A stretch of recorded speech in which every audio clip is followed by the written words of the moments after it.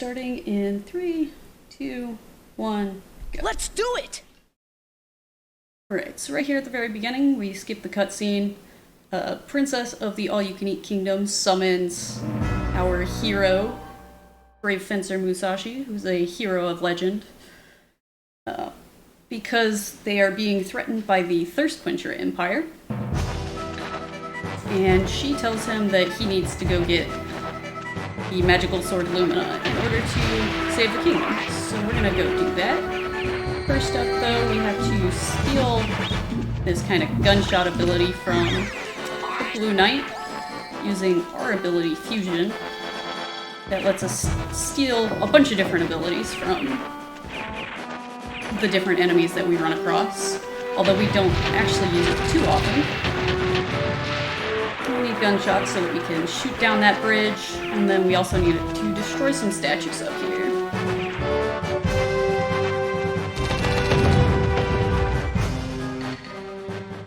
We do a quick little jump right there, because otherwise Musashi slows down and walks instead of running through there.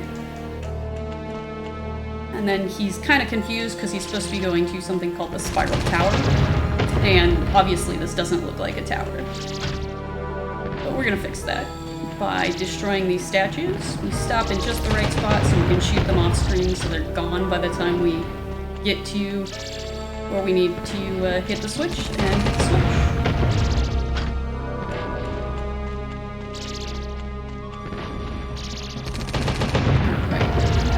Last switch, so now the spiral tower kind of raises from the middle there, and we can continue climbing.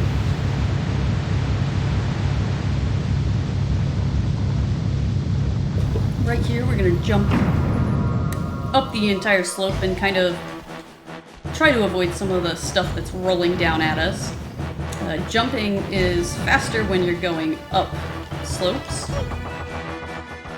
but is basically evens out to be about the same speed when you're on a flat surface because he slows down as he lands.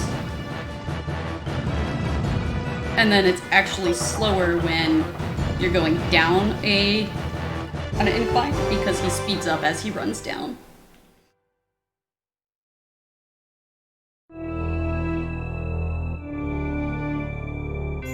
Now we're in the tower, and he reads off more of like the information he has about how to get Lumina, which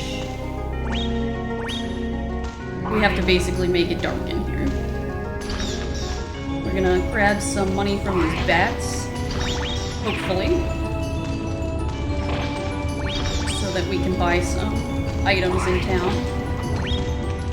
They are not being very giving today. Right here where he's like, oh, I can use the bell to make it dark.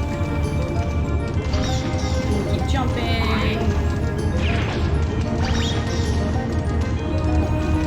It's not as much money as I would like, but it's a decent amount, so. We come up here, we shoot down the bell. I do it from right here so that I can normally shoot down the skelly. I missed, so.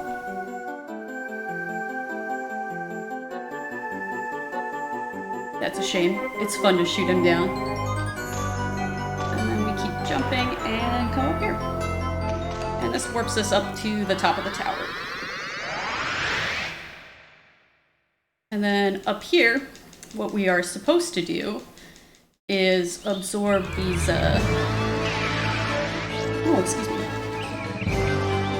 absorb the powers from these guys, which actually stuns them. But if you get them in just the right spot, they will attack you, which makes them stand still long enough to grab the sword instead of having to stun them, which takes longer.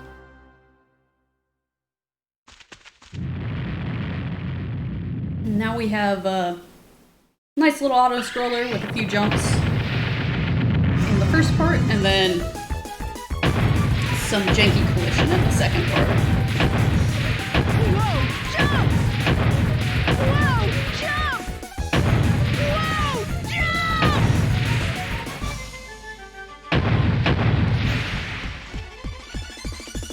So here in the second part, we're just going to hold right for the first bit, and just kind of avoid everything.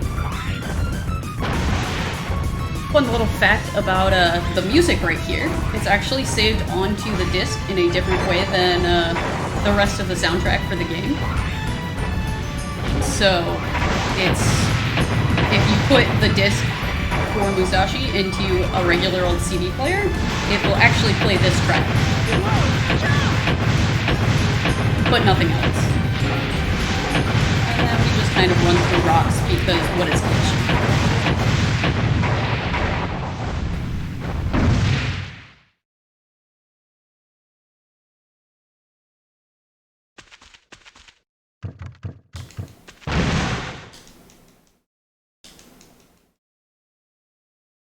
And here we come into another kind of cutscene, except one that we can't actually skip, where our pal Rutrick, who's not actually our pal, but our pal Rutrick from the Thirst Quencher Empire kidnaps the princess.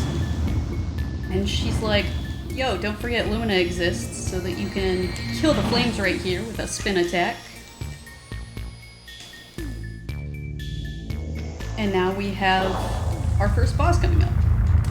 So every boss, you have to do some damage to some part of its body to make the core appear. And then from there you can attack the core, which actually is what kills the boss.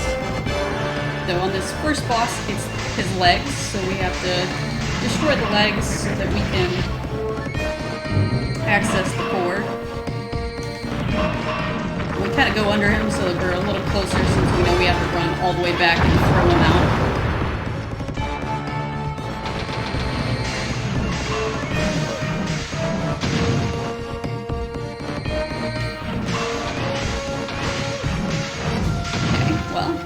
Having a little bit of trouble with the Steam today.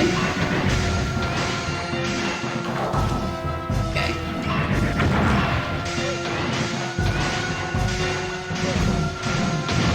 I'm having a lot of trouble with the Steam today. It's having way more help than I thought they did.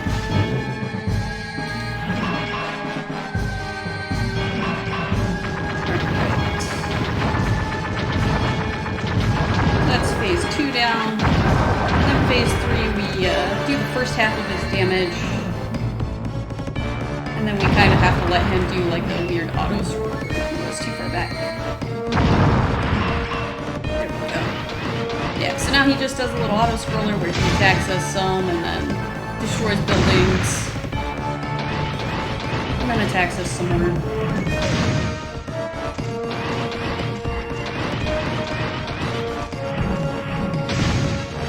Also get up here and kind of destroy things up here. Causes it to slow down a little bit, but it's fun.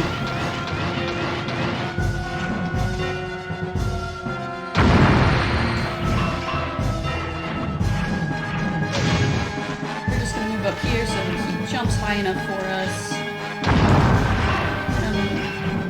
With a low roll, apparently. There's the last one.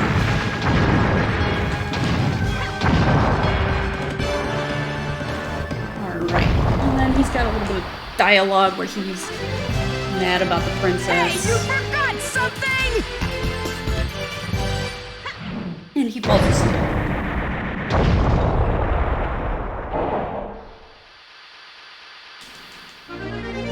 That's what you get when you try to mess with me! Oh, almost forgot. I wonder where that idiot Rutrick took the princess.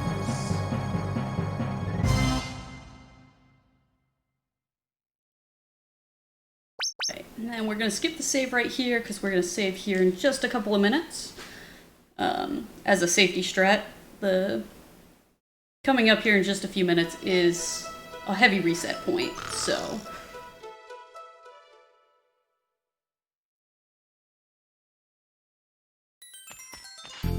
We meet our first castle person, Scribe Shanky.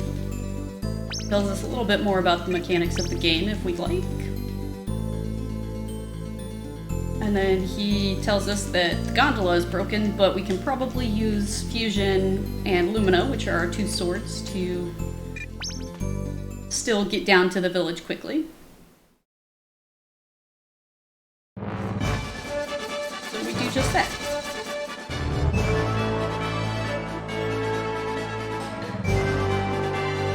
here as we land, you'll see a guy named Macho. He blocks our way a lot when we're trying to get up to the mountains, so we kind of have to mess with the in-game time a little bit by sleeping in order to get past him. So that's our first order of business, is to go sleep.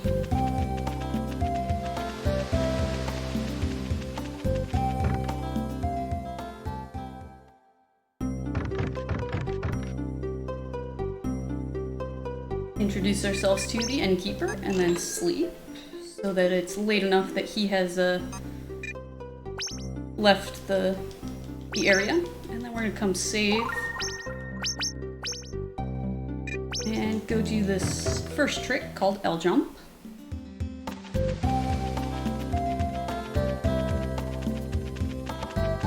So right here we're gonna go use fusion to grab an ability from an enemy called a hopper that lets us jump a whole bunch. And we're going to use that to kind of jump further than we should be able to and skip a decent portion of this chapter.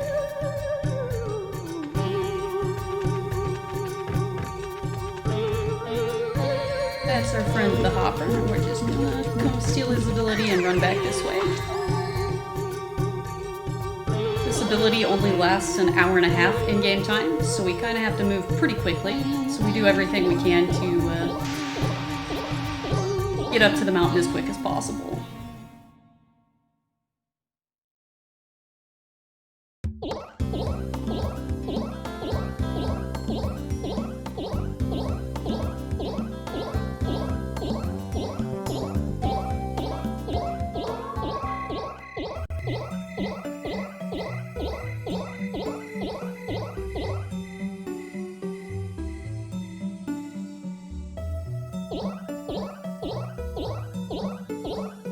Yo, Max, thanks for the good luck. Alright, so now that we're up here at the mountains, we're going to cancel this jump in just the way so that we can store it, or I can fail at it again. What we're trying to do is store that, like, kind of high hop, so that the game thinks that we're done hopping, but also if we hit a ledge, Musashi just jumps to actually fulfill the hop.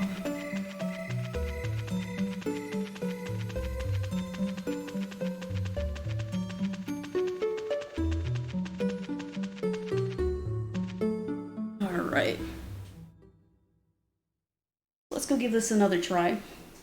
Thankfully, there's kind of a visual cue of whether you've done it or not.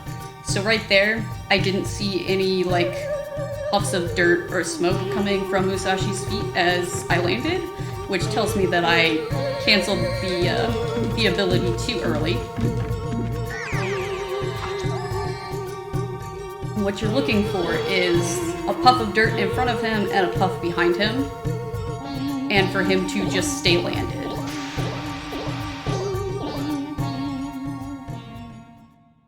If you get those two puffs of dirt, but then he still jumps, that means that I canceled it too late.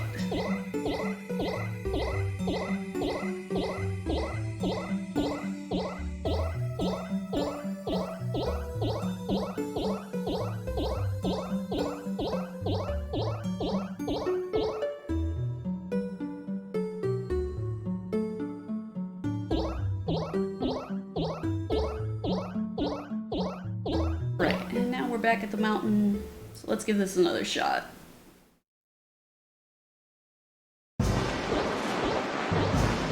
There we go. So that's that two puffs of smoke, like I wanted. And then, so now we come up here, and we use that jump to jump around this corner. And this gets us up to our first piece of armor. So, this is a bracelet right now. But we're gonna go into one of the shops here in the village and get it appraised, and turns out it's actually a piece of legendary armor called the L Brace, or Legendary Brace. And that gives us the ability to climb up walls. So normally to get that, you have to do a bunch of little, like, questy things here in the village for some people, and then have to do a river rafting minigame that I'm not very good at, so I'm glad that we have that skip.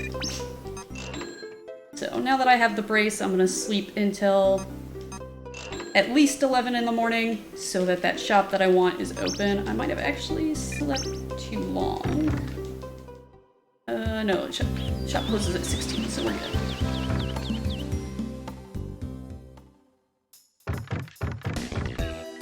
So this is Connor's. He appraises stuff for us.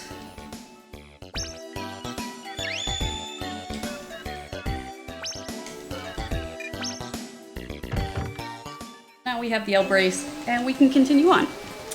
So now the mayor and his wife come up and tell us that Steamwood is broken, and ask us to go talk to the guy who's supposed to be in charge of Steamwood.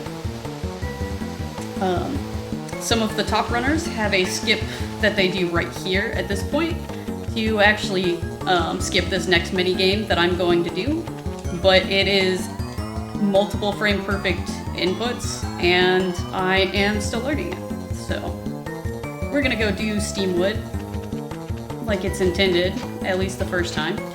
We'll skip it the second time. So this is Forrest.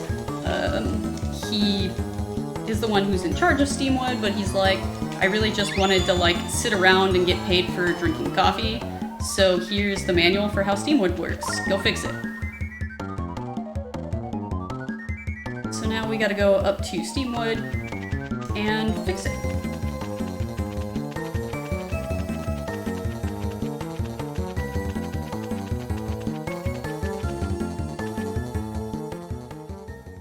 And we have 24 in-game hours from when we get the manual until Steamwood explodes, which is a game over, and then we'd have to go do some stuff again.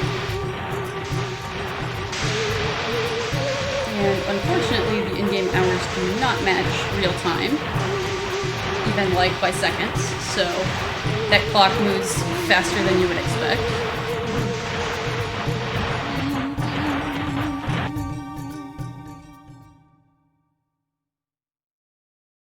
Get a nice little shot of Steamwood here.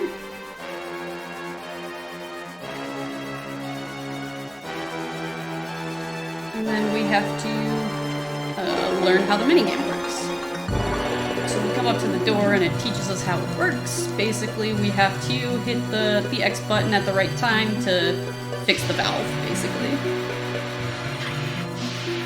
Starts out nice and slow and easy, and then once you get to some of the last ones, that pressure gauge moves pretty quickly. So, and you have a limited amount of time in between each of the valves.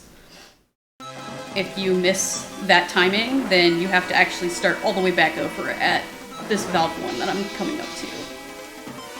So, I'm gonna kind of do some diagonal jumps to skip some timing.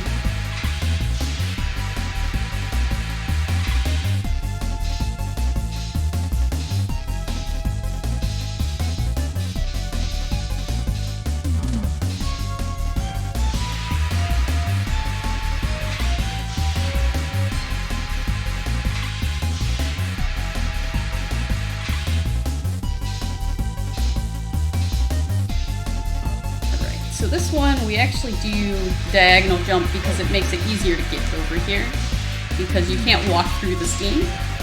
So you're supposed to jump on those red pipes and then jump over. But the red pipes are in just a way that it's pretty easy to fall off of them, so. And now we're gonna come back on the elevator so that we can go up to the next floor. So this one, we are gonna jump on the red, because I'm not quite like good at that diagonal jump. And we're gonna come here and do another diagonal jump.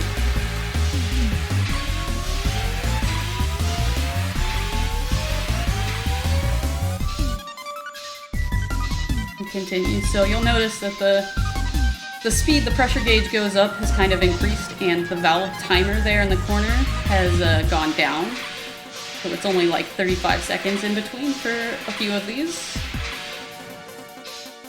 It actually, thankfully, goes back up to 60 after this next one, so that you have time to take the elevator up to the next floor.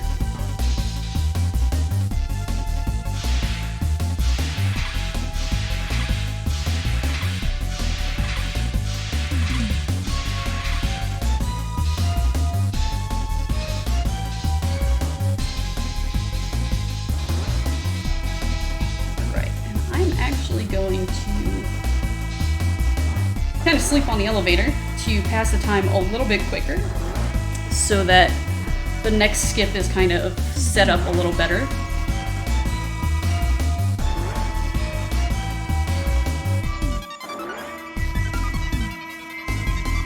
We're gonna come this direction, finish out this.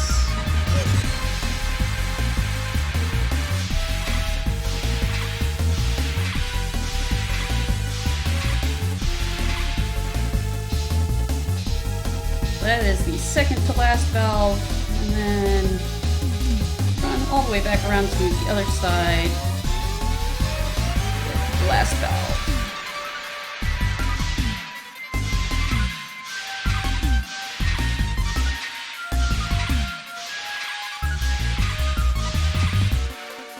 And that is Steamwood. So now we have another little cutscene.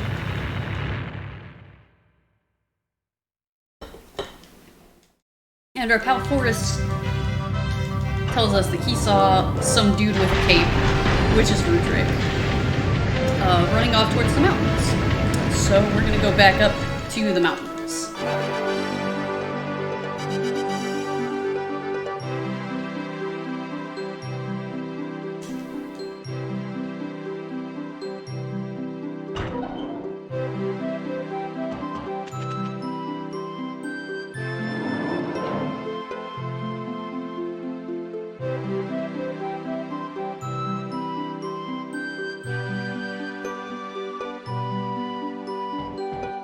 And now this little shortcut is open to us.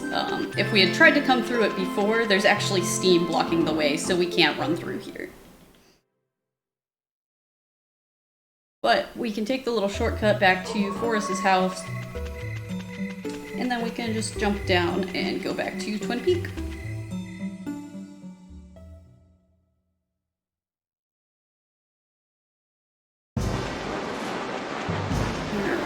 So up here we're going to absorb another ability called Shrink. This wonderful thing called a Magician. And we're going to shrink the, I forget what these guys are called. He's like an eater or something like that.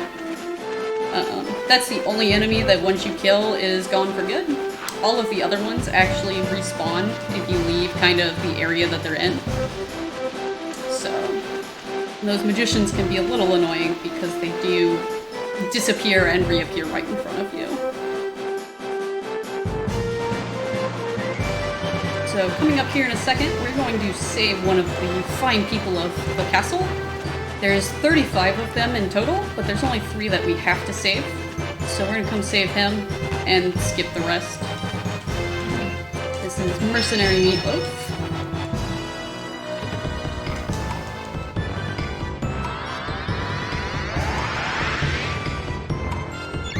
He is one of 3 characters that is actually a trigger for a later section. Normally there would also be a few others that you have to save because of another trigger, except we are going to skip that trigger, so. I'm gonna come grab this chest just so I have a little bit more money. Accidentally shrink because I mashed the O button too much. And then we're gonna come run into Rudrick. And he's gonna tell us about this thing called an Earth Scroll that he's trying to get to. And we're gonna have a little race with him to climb up to it.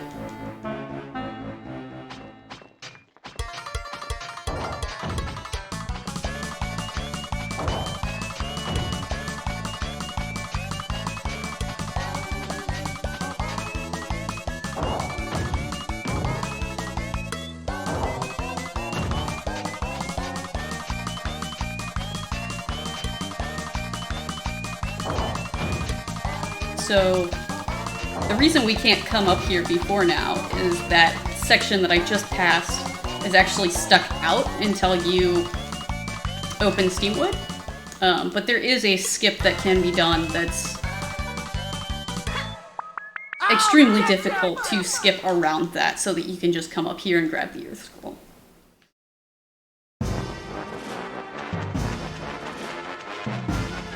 And now we grab the Earth Scroll, which unlocks a new ability for us in-game. Well, a new intended ability and a lot of new unintended abilities.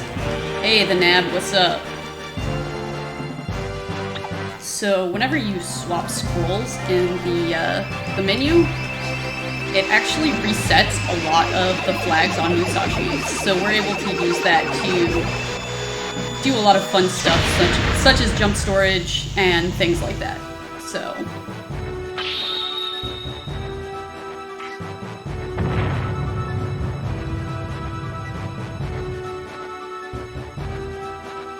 And Lumina talks to us for a minute and tells us about the Crest Guardians, which are the bosses. And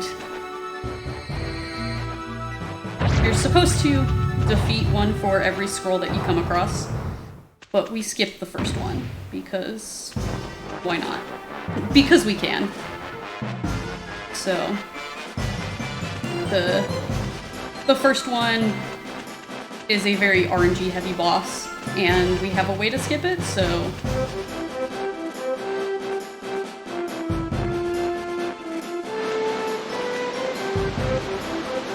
things are going pretty good. Just doing some resetless with commentary here. So, looking at average segments since I'm doing a resetless.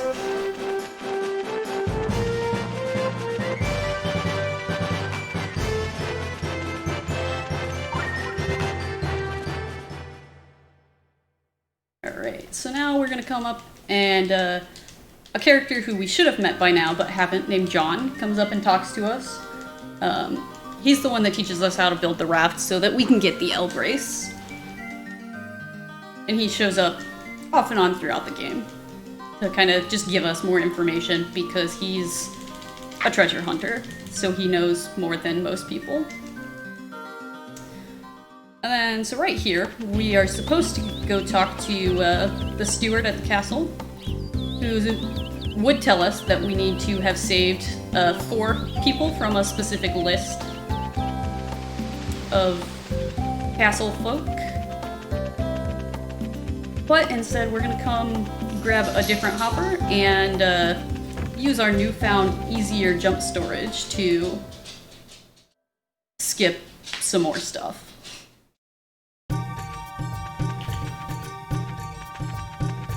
We're just gonna zoom in because that kind of helps with some of the lag. There's a few parts of the game that lag really bad, and this screen is one of them.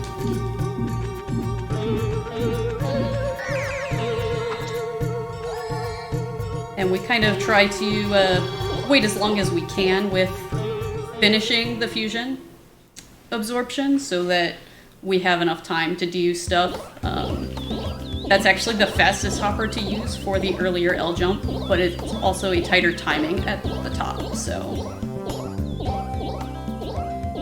Now we're gonna come over here and store a jump, and then pause on just the right frame. Nice. So by swapping scrolls, it made the game think that I was on flat ground, so I was just kind of barely on the corner of the church, but it stopped me on top of it. So now we jump in here, and we're not supposed to be able to come in here until in the morning. So we kind of run through what is supposed to be you running around in circles, avoiding these enemies called Vambies until the sun comes out. But if you come into the church outside of the hours of between midnight and 7, it just skips through all of it. So now we're gonna come out here, and the father here is gonna give us a rope that we're gonna need later on.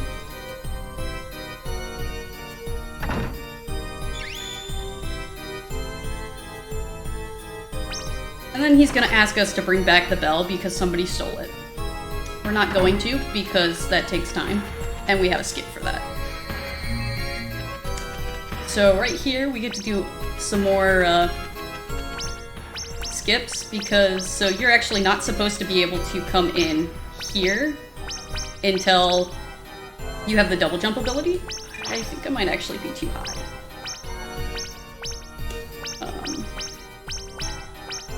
Yeah, okay, I'm too high. And for some reason, there is a single spot where the church extends too far out.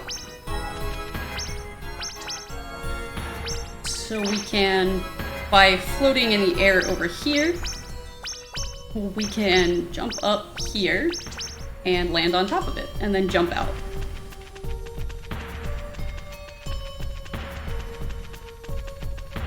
And now we're going to come sleep until after midnight so that we can get into the next. Actually, we're not going to sleep because I forgot to purchase items. So we're going to purchase items first. It's like, I have a lot of money. Why? So yeah, we're going to come buy items.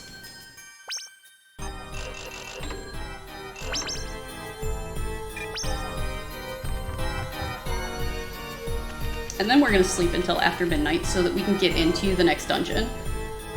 The next dungeon is in a restaurant, and we were actually supposed to have talked to a few more people that kind of give us more information about that, but because we've already gone into the church, the game thinks that we've done all of that. So now we can just go up to the restaurant, and right at midnight, a Vambi will come out of the door and open it up for us so that we can go into the dungeon.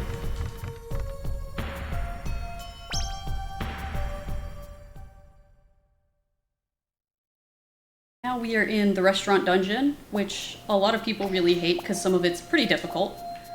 We're just gonna jump over these soda bottles because those first two give you a dialogue box, and if you jump over it, then it's less time spent in dialogue. So in this dungeon, there's 4 different rooms that you have to go through.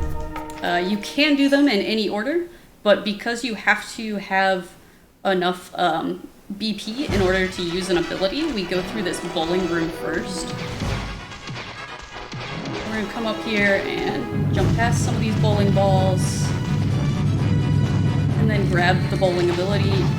Okay. I can hit square just a little too soon and attack instead of grabbing the bowling ability.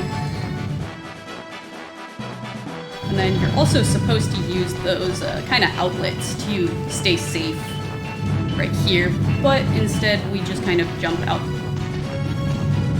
around the bowling ball.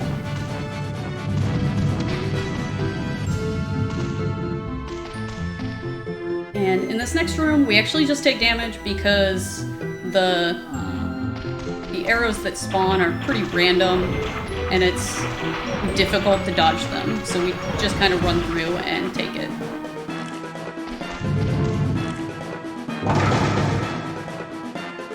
Then we come in here and we get to play Vambi Bowling, which is extremely random and kind of annoying, but it is what it is.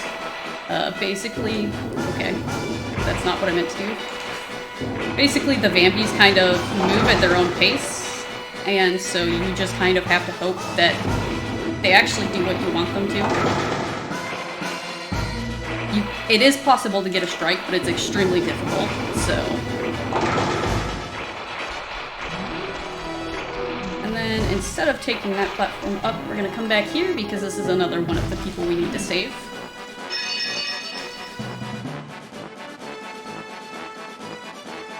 Is our friend Mercenary Pot Roast.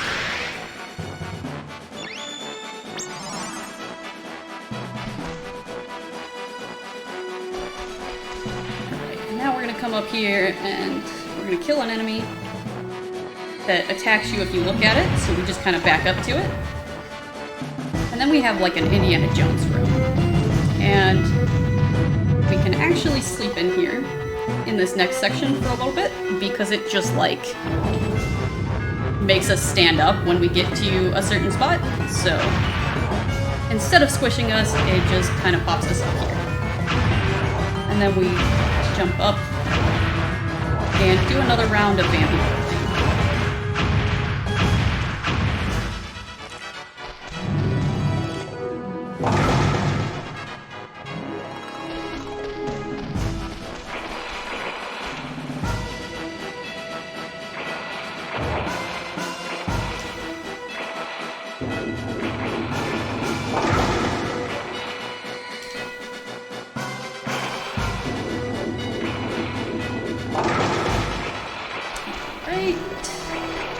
And then we once again skip that so that we can come save another person. And this is the last person that we actually save. Mercenary Stew. And every time you save a person, it does increase your BP, which is what you use to use the kind of different fusion abilities.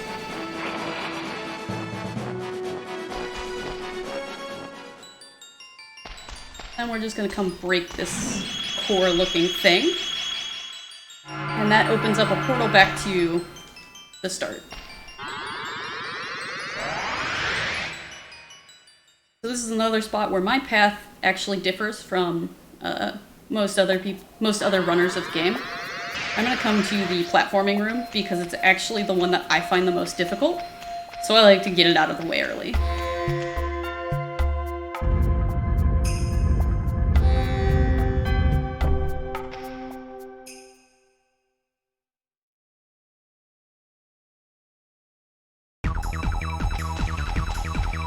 So right here, we're just gonna kind of jump through a few spots and hope not to fall. Yo, later, what's up? I'm doing pretty good, how are you?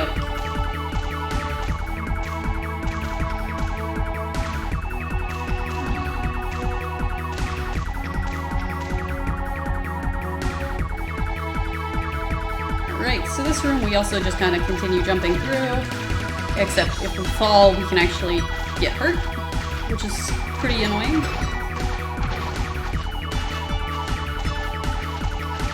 We also kind of see the Vambies in a more annoying location for the first time.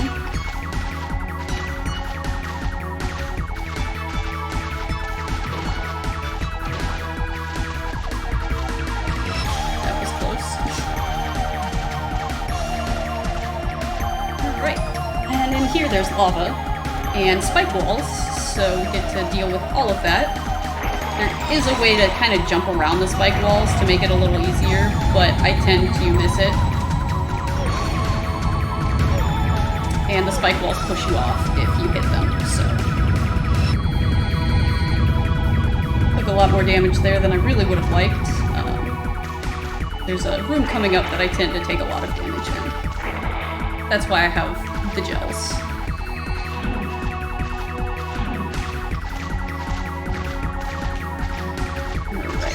Here we just kind of jump through, hoping the bats don't attack us because they're pretty random when they attack and it stops you in your tracks. So if they hit you while you're over the pit, you fall into the pit. We can jump over the pendulums right here. And in here we're actually going to do a little skip where we jump across and I fall. This is the room I take the most damage in normally.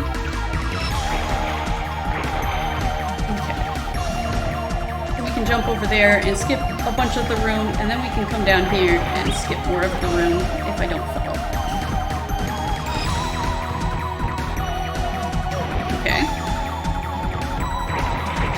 And that Vampi will poison you if it gets you. Wow. I don't normally have this much this much trouble with this spot. And when you're poisoned, you actually can't run. So we definitely don't want to get hit by him. And then we come through another pendulum room. This one's a little bit more dangerous. We damage boost through there. I don't think I got the cycles.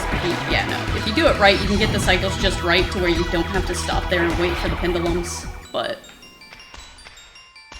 then we're gonna come up here and hit another one of these. And we're back to the beginning.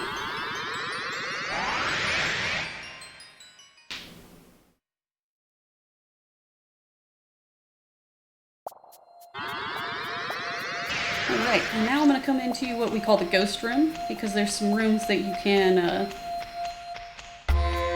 can't see in them unless you're in a ghost form that is something that you can absorb from one of the enemies.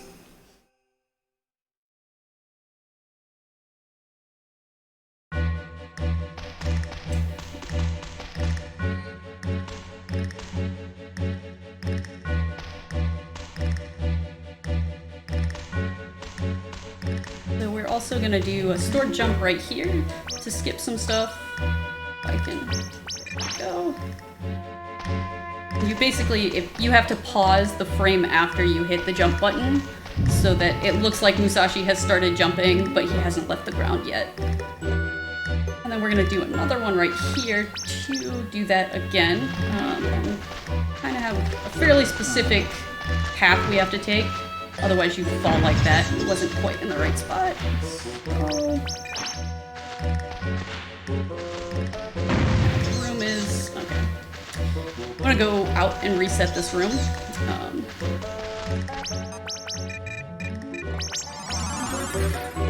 And be sad that I had to use another gel. I'm gonna zoom in to see if we can avoid some of the lag there, at least. Make the line a little better. There. Yeah, okay, that's fine. Being squashed is fine. That skips 2 or 3 rooms worth of puzzles. So even having to go back and reset the room like I did is still faster than going through all of the puzzles and the load zones. And then right here we're gonna sleep. So a mechanic that we haven't really talked about is that tiredness bar down at the bottom. If you get above 70% tired, you can't run anymore, which is frustrating. So we sleep whenever we kind of can to avoid that. So this is one of those rooms that's dark. There was that ghost enemy right at the beginning. If I had used fusion against him, then I would have an ability that lets me float around in ghost form and kind of see the path, but it's the same path every time, so I just have that path memorized. So, same deal with this room. Well, if I could jump, that'd be pretty great.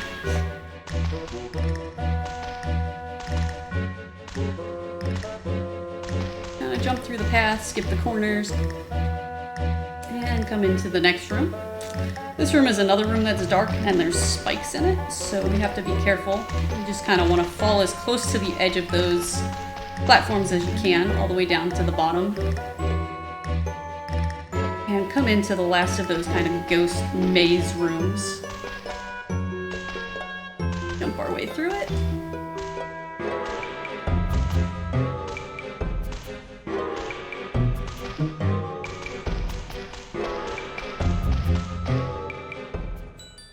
Done with that section. And now we're coming into the other section that I'm not a huge fan of, which is the dark maze. I like to split the dark maze and the platforming rooms up by a room, because as time passes, you actually naturally gain HP back. So that means I've got a little bit more HP for dealing with some of the stuff in this room.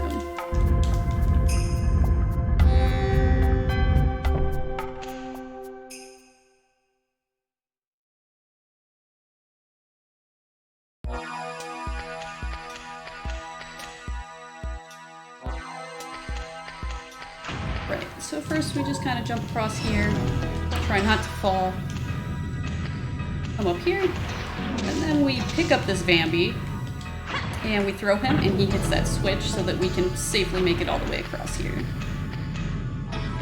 And in these next few rooms, there's going to be these little, like, glowing orbs. They actually do damage to you, except for if you land on top of them. So often if they're coming kind of right at me, you'll see me jump over them. And then there's some spike pits in that room that you have to jump over that you can't see unless the orbs are close to you, but they're in the same spot every time, so.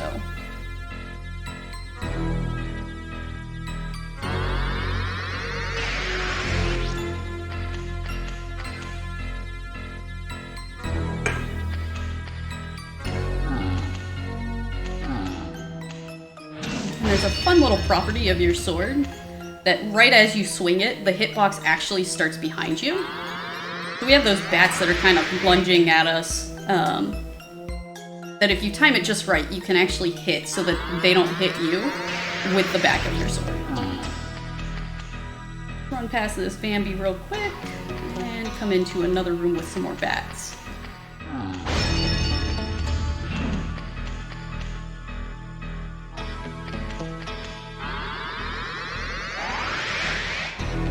And here we're going to just kind of run into the next room and use our block ability to block some arrows coming at us so that we don't take too much damage. They come in kind of packs of 3, so you block 2 of them and jump over the 3rd. You can get hit by one of them and jump over the 3rd. You can also, if you time it right, you can jump over the 1st and block the 2nd, and then jump over the 3rd, but that was too early. Yep. This is another spot. Oh, okay. This is another spot where there's lots of little pits and darkness, which is why we call it the Dark Maze. Thank you. You actually made me get over that pit without getting hit. And this is the last of that dungeon. So now we're going to go meet our friend Mancrick, who is actually the owner of the restaurant, and unleashed the Vampies because he wanted a treasure. And the treasure turns out to be a gross belt, but it's actually a piece of legendary armor. So, we're gonna come over here. Musashi's gonna be confused because Mancrick should have been standing right there the entire time, and now he's not. But because we skipped a bunch of stuff with the church, he wasn't there in the first place. And then we come back here, and he gives us the belt because that's not what he wanted.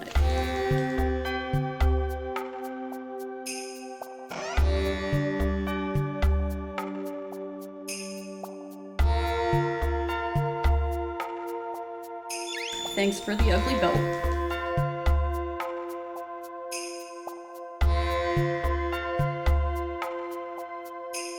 Right, and now we're gonna leave the dungeon for now. We actually have to come back and fight the boss in a little bit, but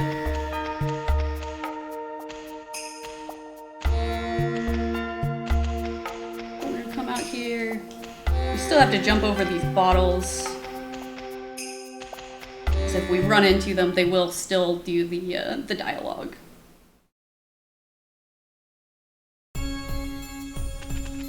Then we are gonna come sleep outside of here until he opens.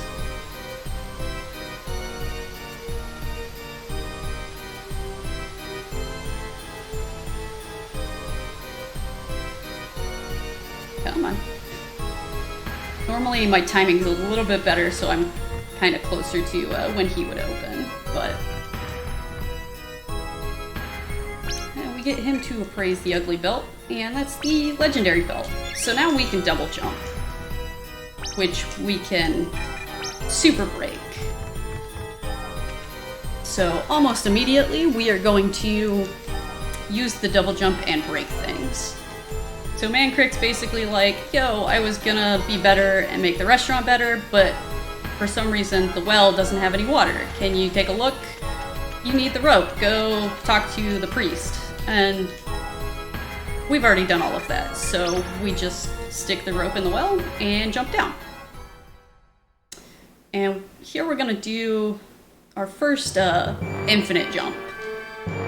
Basically, if you swap scrolls after doing a double jump, it resets the flag that says you've done a double jump. So, oops. You can use that to just consistently double jump. So we do that because that's another piece of the L armor called the L shirt, or the L vest.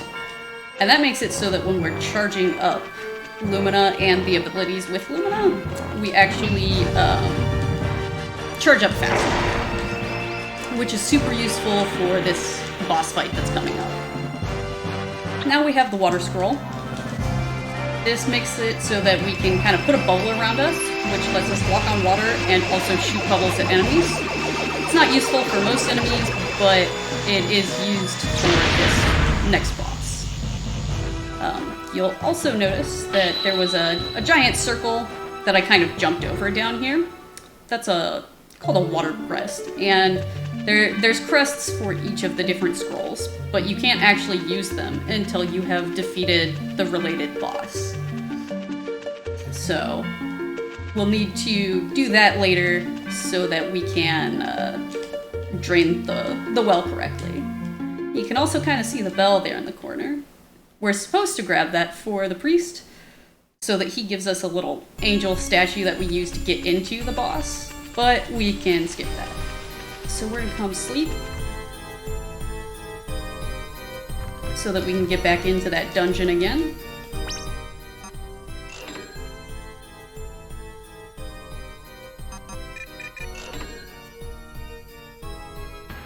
Ooh, and I forgot to appraise the Elvest, so this boss is going to be a little bit more difficult than I would like.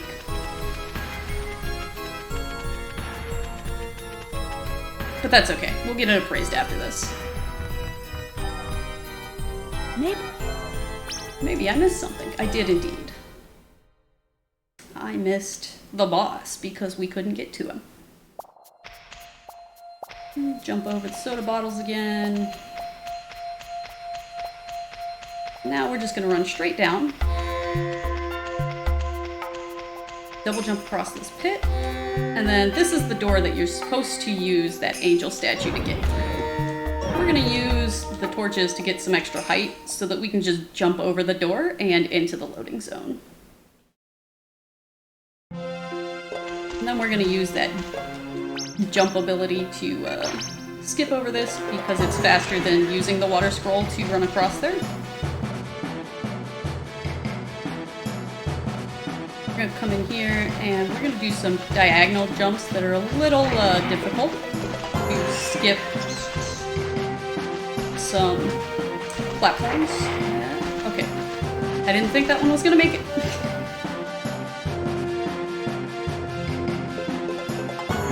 And now that we have the double jump, we can deal with these kind of spike walls much easier because we can just kind of jump around them.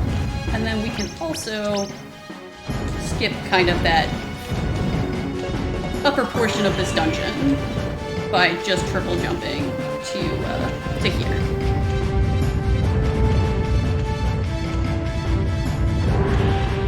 We're gonna run up this side so that when we get over here, we're just gonna run around the torch. And then we're gonna come in here, and in here there's another puzzle that we're gonna skip.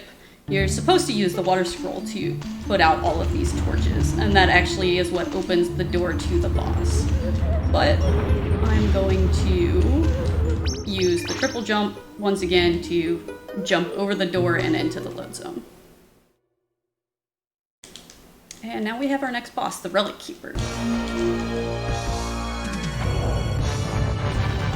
He is going to have this like firebird thing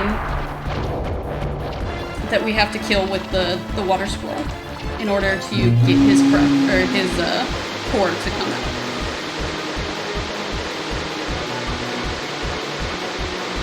Which is why we swapped to the water scroll specifically when we did that triple jump, so that it's already equipped for this boss.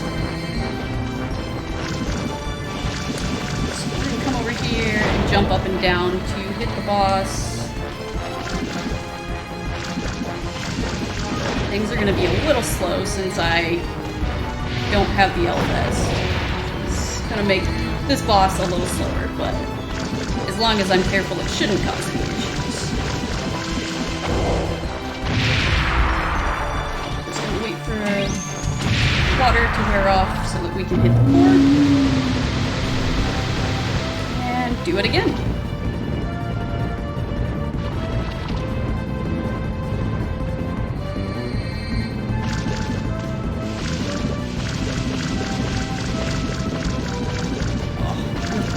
Across to the other side for this phase.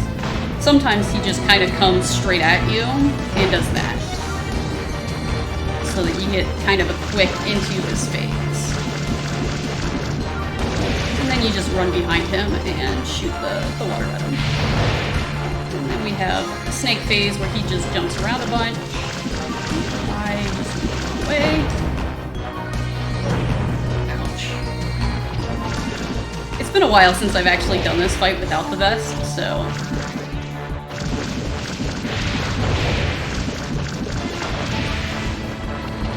We're definitely gonna see a little bit more of the boss than I would normally.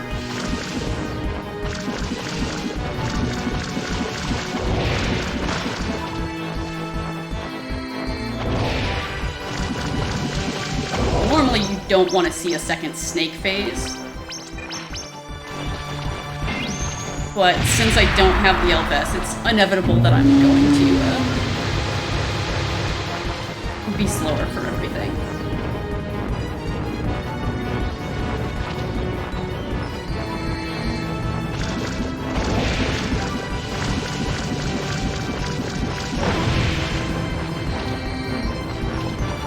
Alright, now he's gonna do a little octopus thing that we're just gonna jump over. Or not.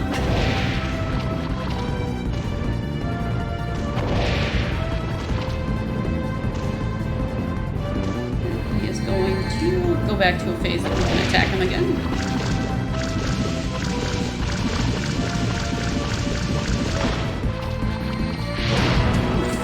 That was painful. Thankfully, though, how did that hit me? At the end of every boss, you regain all of your health, so I should still be okay to not use that last gel that I had.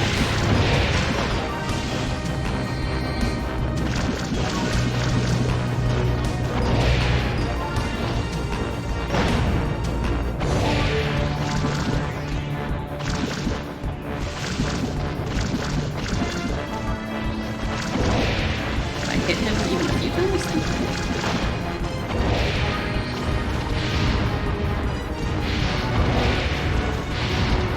And if you have the LVS, you can actually charge up the water fast enough that you don't deal with that attack at all. Like, you can just charge it up and not have to jump.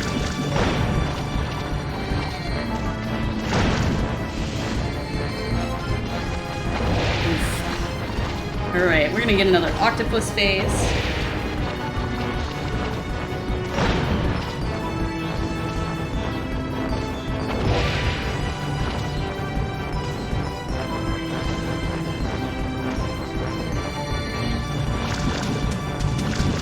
Hopefully he's almost dead. Yeah, okay. And now we're gonna wait for the water scroll to wear off again so that I can kill him. And then accidentally bolt because I was mashing circle too soon.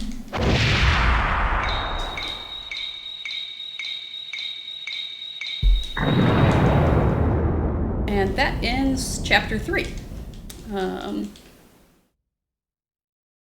We kind of skipped the ending of chapter 2 by going into the church and skipped into chapter 3, so...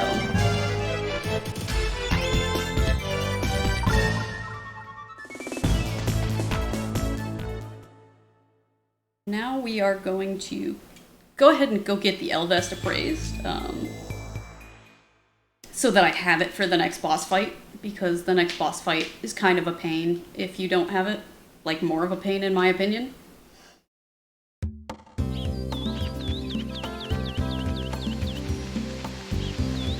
I'll come down here. It's also kind of late, so... I will probably end up having to sleep extra to get to the time we want. Because we basically need to have Connors appraise one more item that we're about to go grab, called the L Goggles. They actually make it so that you can appraise things without him, so that we can get the piece of the legendary armor after this without having to come back to town. We're gonna come back down here, and we're gonna activate this water crest that we skipped over earlier.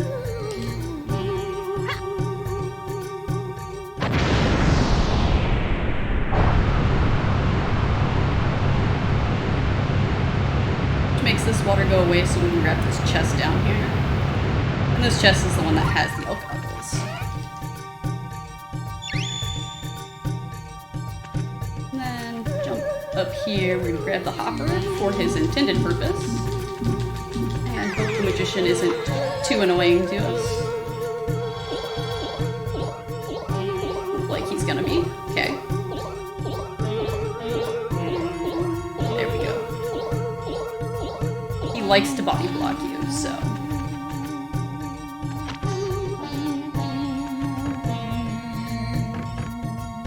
Alright, and now we're gonna come do the late version of that L jump.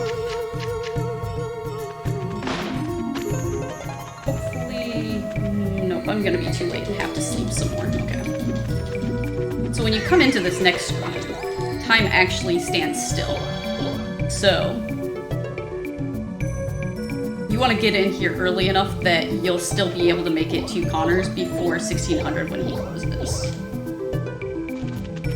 So yeah, we can use the late jump to get some height and just jump right over that slug.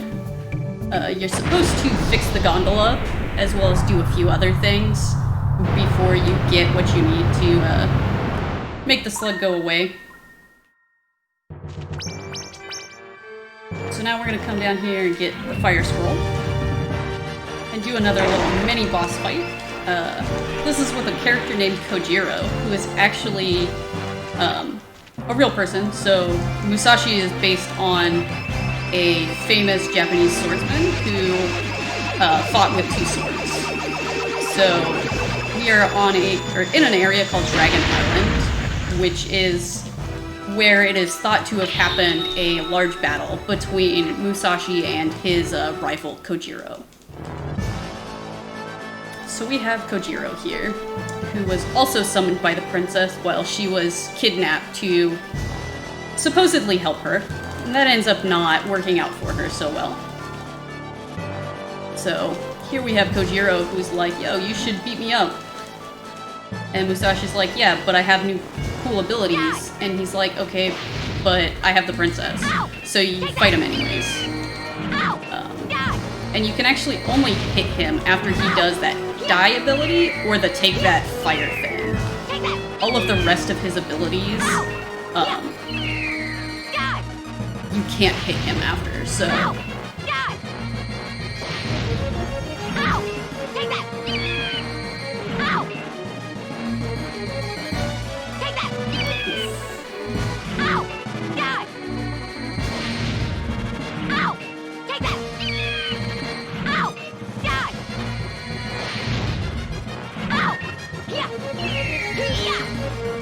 Come on. Oof. Okay. Thankfully, I'm gonna have to sleep because I took way more damage than I would like to have. So now we've saved who we think is the princess. It is not actually the princess. It is one of our villains, Topo. But we don't know that yet, so we take her back to the castle. But first she helps us escape this area, because that slug is still there. So we're actually going to kind of jump over here until she pushes us across the slug. Maybe, if she'll cooperate with me.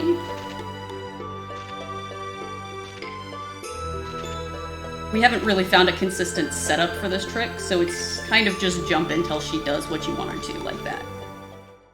And then she takes us back to the castle, and we get all excited because we saved the princess.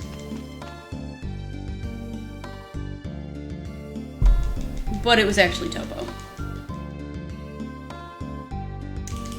We actually end up skipping kind of the point where we would have found out that it was Topo after this next dungeon. So Stuart Ribson is like, yo, you still have stuff to do. You still gotta, like, activate the rest of Lumina. You should go to the Thieves' Hideout. And in order to get to the Thieves' Hideout, we have to talk to those 3 mercenaries that we saved earlier. The path to the Thieves' Hideout doesn't activate until you have talked to all 3 of them. And they tell you how to get through the forest. Which is kind of a riff on the Lost Woods from the Zelda games.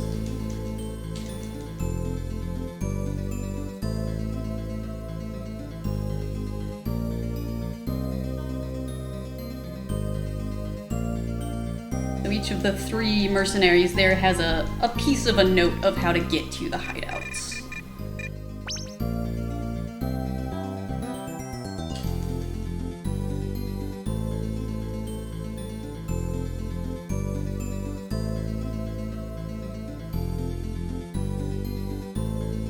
Alright, now that we've talked to them, we are done in here. We're gonna go sleep in our room because we don't have enough money to sleep as much as we'll need to in the village.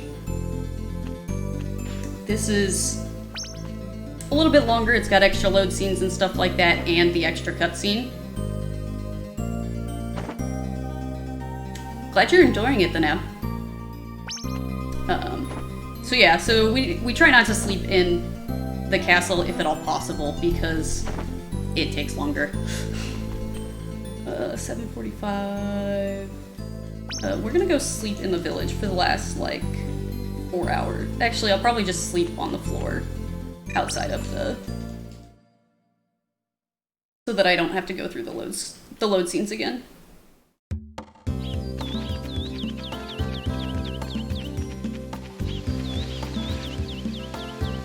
Yeah, so this game has a lot of stuff that's tied to the in-game timer. So being off on time like this kind of causes a domino effect of where things just start getting later and later. So now we get the glasses appraised, so now we can appraise things without him, which is helpful in this next dungeon.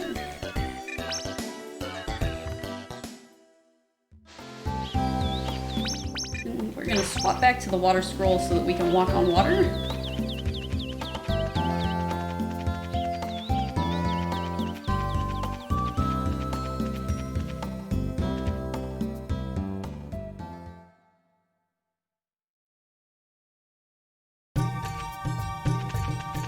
So we come back into this forest area that we were earlier.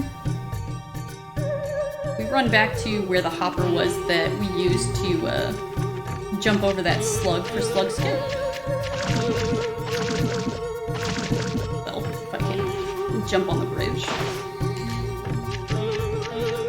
And then we're gonna use that hopper for its intended purpose again, to jump over some vines.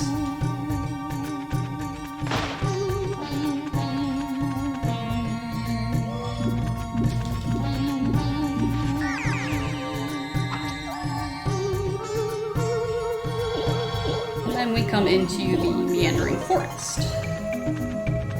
So the hints that we were given are based on shogi pieces, which thankfully, if you don't know anything about shogi, like I didn't the first time I played this game, if you go talk to Scribe Shanky, he actually tells you how shogi pieces work.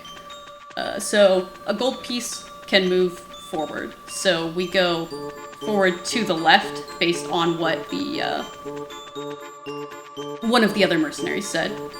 And then we go bishop, or not bishop, we go knight, knight, knight, which is the same as a knight in chess. So we go to the right with the first knight, to the right with the second knight, and then we'll go to the left with the second knight, or the third knight.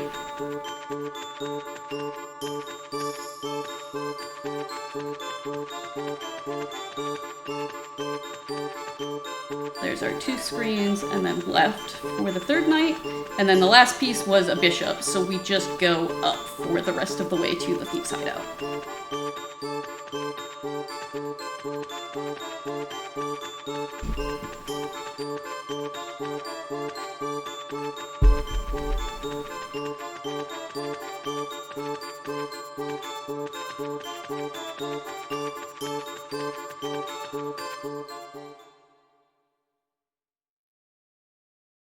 And now we are at the Thieves' Hideout. It's a frost palace. Except we get inside and we find out that the thieves aren't actually here anymore, which stinks because that's why we were supposed to come here. But then we explore anyways and find the boss so that we can activate fire crests.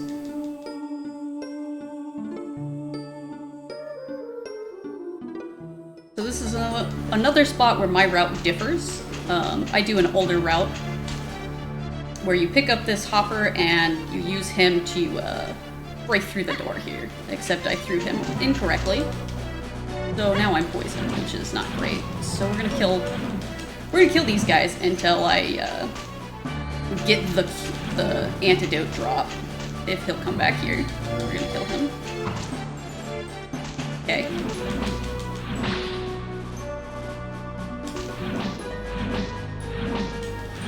So these guys have like a 10% chance to drop an antidote, so...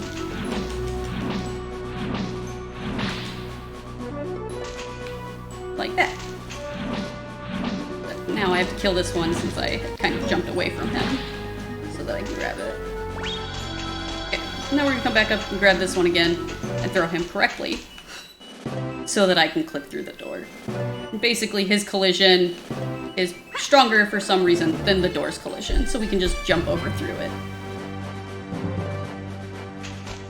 And in here we're going to avoid some enemies called clones that basically do exactly what you're doing.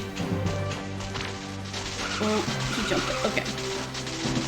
Which is kind of annoying.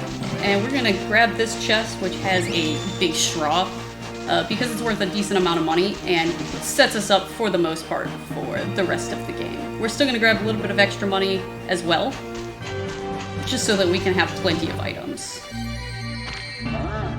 Okay, well, here we're gonna get thrown up here and come into the first of the little ice mazes in this dungeon. And we're just going to avoid the enemies.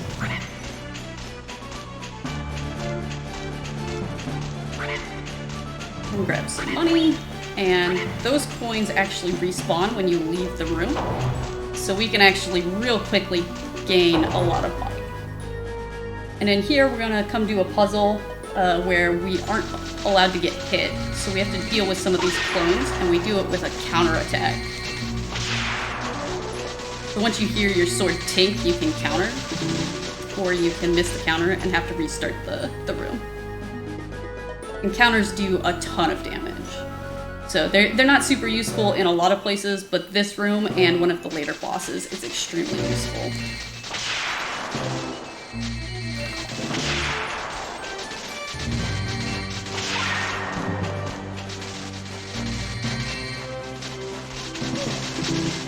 Okay, that one didn't actually die, and I'm very confused by that.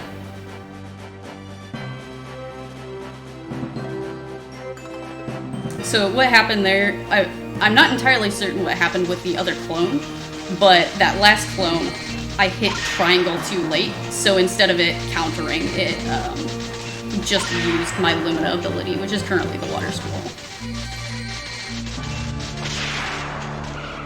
And since they were in the right positioning, I was able to actually kill both of those with a single swing, which is nice. So this gives us the blue eye, which we're going to need to get through a door that we're unable to skip through, unlike that red eye door. So now we're going to go back and grab the red eye that's supposed to allow us into this area, as well as picking up some extra money.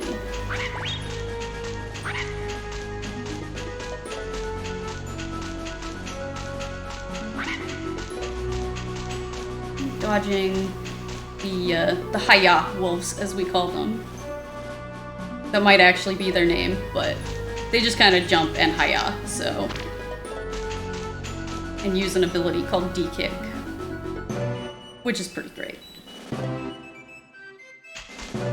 So we're gonna come deal with some more clones in here. Kind of try to use our pathing to avoid them as much as possible.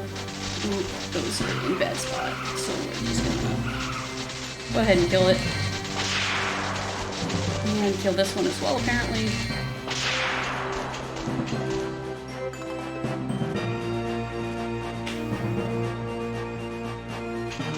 Alright, so you're supposed to come into this room first, but since you'll have to come back into this room because there's the door that you use the blue eye in right there, we skip through so that we don't have to like leave and come back. And here we're going to use that triple jump to just get across here a little faster. and come in here. And in here, we just have to kill the penguins. It doesn't matter if we take damage, although taking damage obviously would not be the best idea since we only have a single healing item left right now. So, we're going to... Try not to. Come on. Okay, well, there we go. Throw him. Add that one so they're lined up so I can kill both of them at once, which is helpful. Maybe get some health? Nope, just some BP.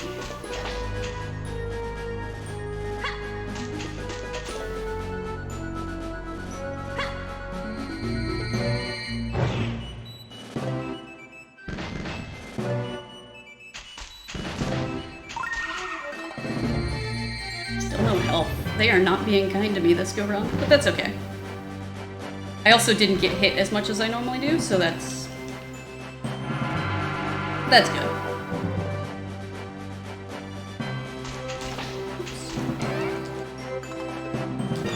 So now we get the red eye, which is supposed to allow us into the one door, but also allows us into the boss room. We actually do need all 3 eyes to get into the boss room. And then this direction, we're just gonna ride the ice cube like we were supposed to originally, because we're gonna need fire again soon, and the menuing takes time, so it's slightly quicker to just use the ice cube. And if you're unlucky, that penguin will actually attack you right after you open the door before you go through it, which then makes it so that you take damage when, like, you had no control over it, which is frustrating. Then in here, we're gonna come grab the clone. That's right here, so that we have his ability for later. We're just gonna kind of jump through here while we're doing it so that we get as far as possible. And right here, we're gonna grab another chest. And this chest has the legendary shoes, which makes it so that we can walk up icy slopes. So before, we wouldn't have actually even been able to go up those stairs right there because it's an icy slope. Now that we have the L shoes, we can go ahead and do that. Now we come in here. We jump up a pole so that we can jump up a slope and jump up another slope. And in here, we're gonna prep for a clone. We're just gonna throw fusion at it, but then not actually do it since we already have the clone, but that keeps him from moving towards us. Now we're gonna come duck over here and grab some more money.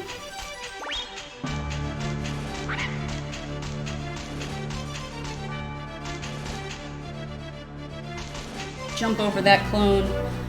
Once I had decent timing, I get hit by that clone a lot.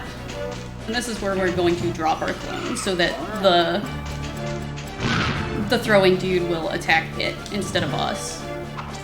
Ooh, even more money. Cool. I should have plenty of money for items, which is good.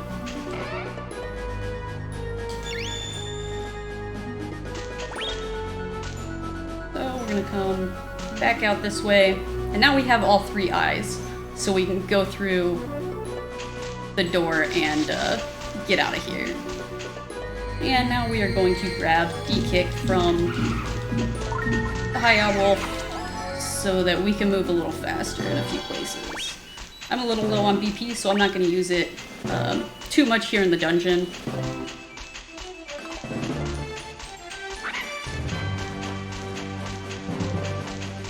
Should be another clone up here somewhere.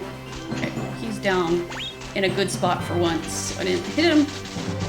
We jump up here, use the green eye to get out of here.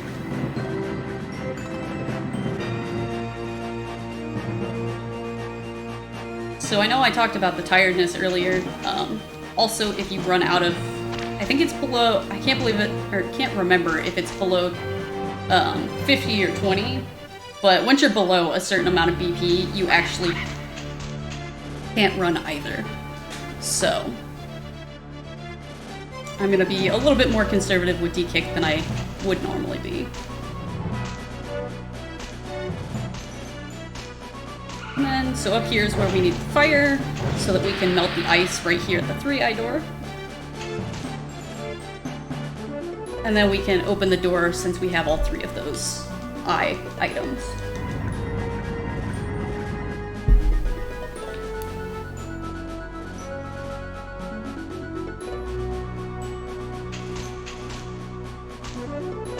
Alright, and then we're gonna just jump up this slope a whole bunch.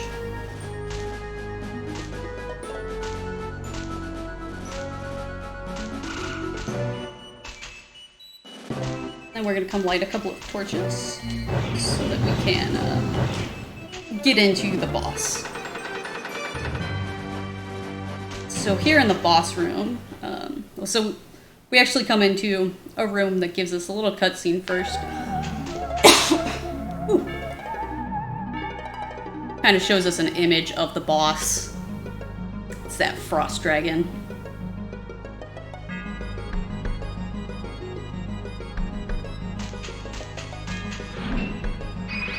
Alright, so now we can drop down into the boss room and deal with the frost dragon. And in here, we're going to do a little bit of damage boosting, which is why I wanted to keep that last gel that I have. So there's a couple of spots, there's these spikes right here that I'm just going to jump over since I only have the one.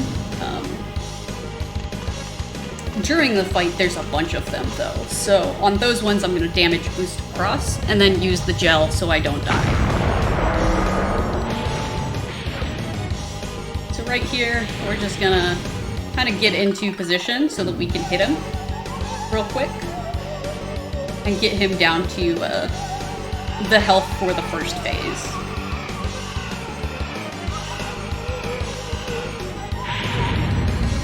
We just kind of stand here and wait for him to do a bunch of twirlies. Use fire and move out of his way.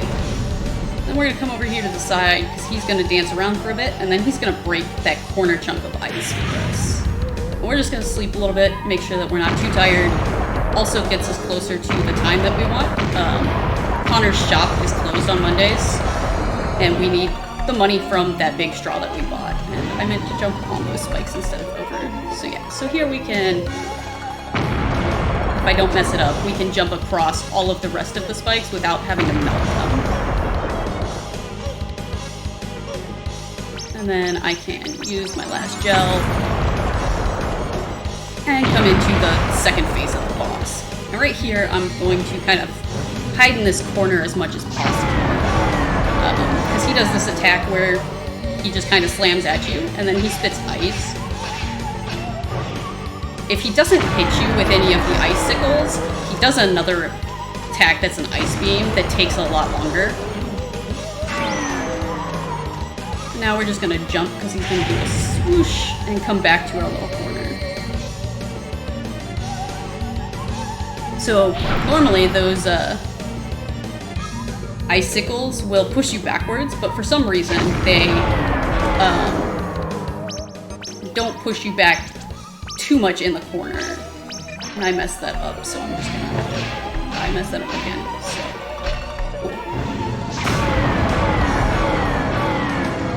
Did I? Oh, nope, okay. So now we're gonna see that ice beam because I've really messed up this fight. So now he does the ice beam, we stand in a corner so he can't hit us, and then he becomes available again. So that we can hit his core. And we may see that ice beam another time in this kind of last bit. He moves a little bit quicker, so I don't always get as much damage as I would like.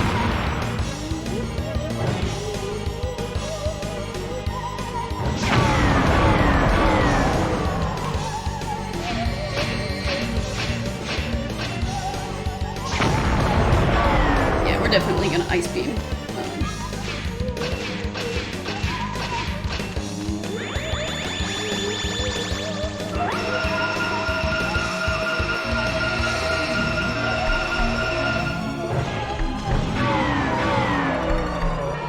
Apparently I was too close to him. Oof. This is rough. Sorry guys.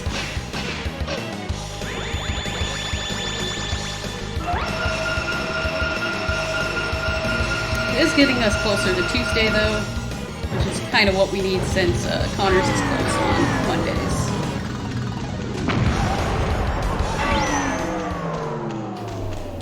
And when we leave the Ice Palace, it actually sets us to a specific time for the next kind of event that we're gonna skip. Oh,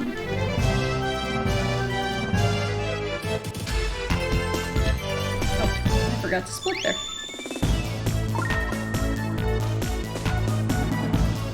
And since it sets us at a late enough time that all of the shops are open, we're actually going to stay here in the Ice Palace and sleep until after midnight so that it's Tuesday.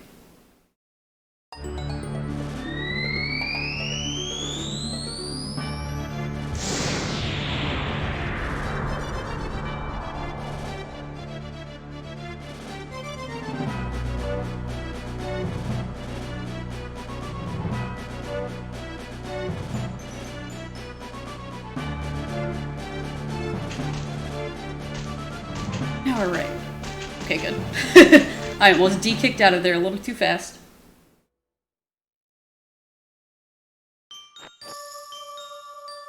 Alright, so now we go back to the village.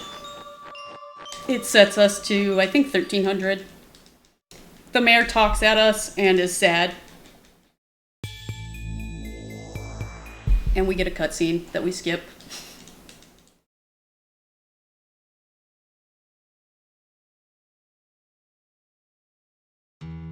And the mayor's basically, he's sad, and instead of actually telling us anything, he just tells us to go talk to the shopkeepers. If you talk to the shopkeepers, they'll tell you that the princess stole all their money. And then you're supposed to go talk to Steward Ribson, who's like, well, go find her. And then Steamwood's broken again. But we can actually skip all of that.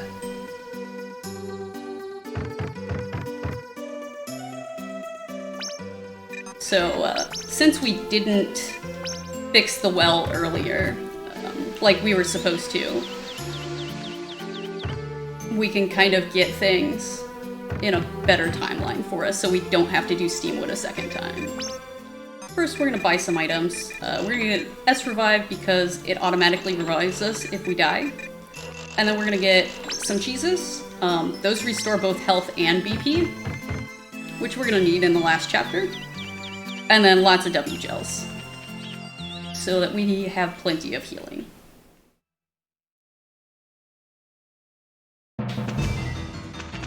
So now we're gonna come fix the well. And then also continue on with the next scroll.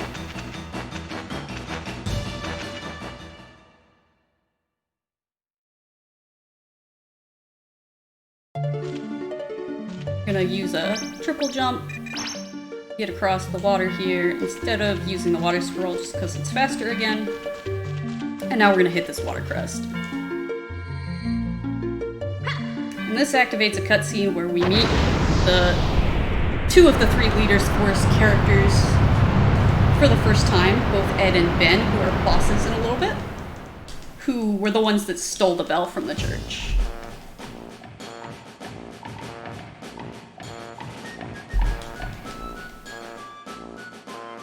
And of course, they're talking about the bell that they stole, and then they're sad that, you know, it's gone, which it's not because we skipped that too. But then we're here and, like, yo dog.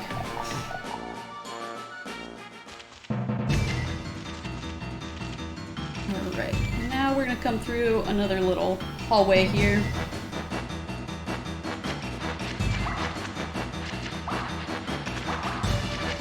Just kind of jump through all of this.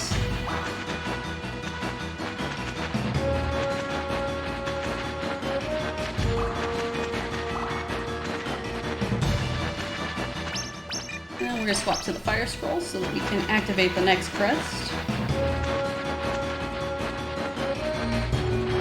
And this opens up like a volcano that blasts open the load zone at the top so that we can actually climb up that wall right there.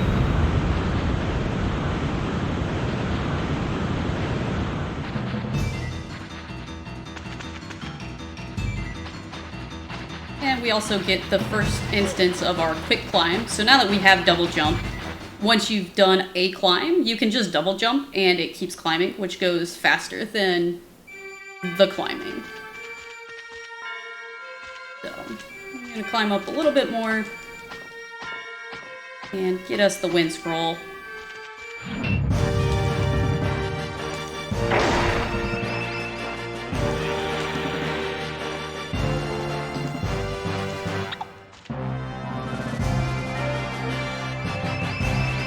So the wind scroll makes it so that we can like spin around in a circle real fast like the wind, which allows us to do a couple of things. The first thing it allows is for us to basically dig through like soft dirt that we find right here. So we spin through the soft dirt and back down into the forest,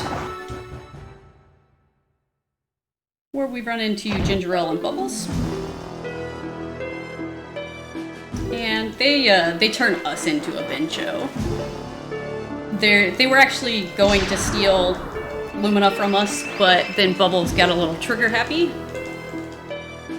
So we get turned into a Bencho, but we have Lumina so we can break ourselves out. And that also gives us a bunch of BP since it's still a Bencho.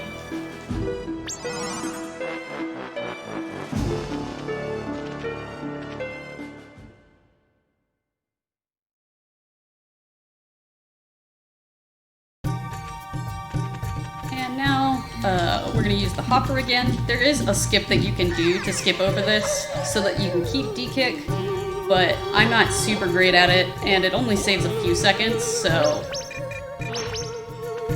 swap back to the water scroll so that we can come down here and run across the river.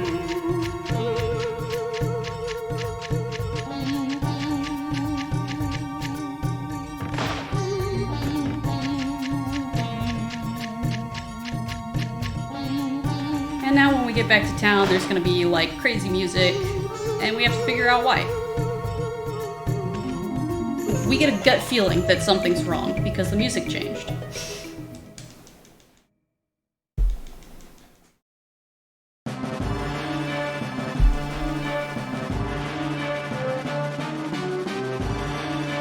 So we're gonna come up here and find out what's wrong. The gondola was fixed earlier. Even though we didn't do it, the game's like, yo, you're past the point where the gondola should be fixed. So, set that flag. We come up here, we find out that Bro had some syrup inside of the gondola office, so an ant has attacked. But since we know the gondola's fixed, we can now jump into a tree. We can now go to the castle through the other entrance and use the gondola to squish the ant.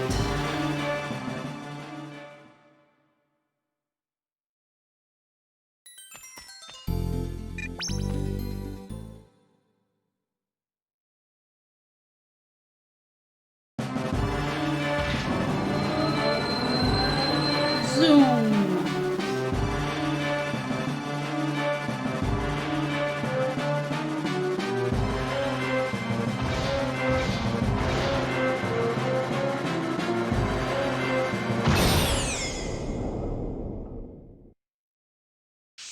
And then the ant runs away, breaks into the mines that we've kind of been in a couple of times now, but in a different area, and opens that up for us as it dies. And then our friend here shows us again where the ant went, because that's where we need to go next. So we come over here and climb up the wall and jump down in there.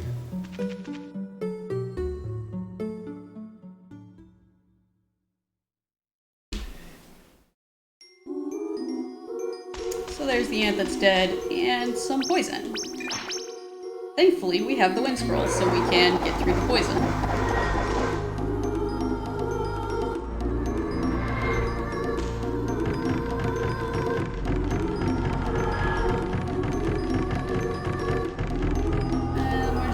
Run through most of this part real quick. And right here, you're supposed to use the Earth Scroll to break that kind of barrier for those to drop down, whoops, so that you can walk across there. But we can just triple jump. And then we come use these to move the things up. We swap back to wind because we're going to need it here in a couple of screens. And we keep going.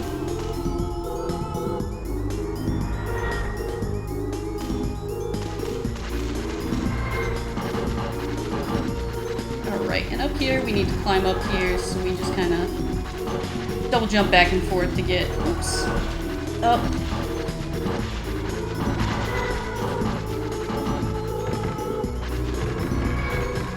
Come to a room that has wind pushing back. So in order to get past it, we have to use the wind scroll to have more power than it. So we're gonna wind scroll. It runs out halfway through, but that's okay.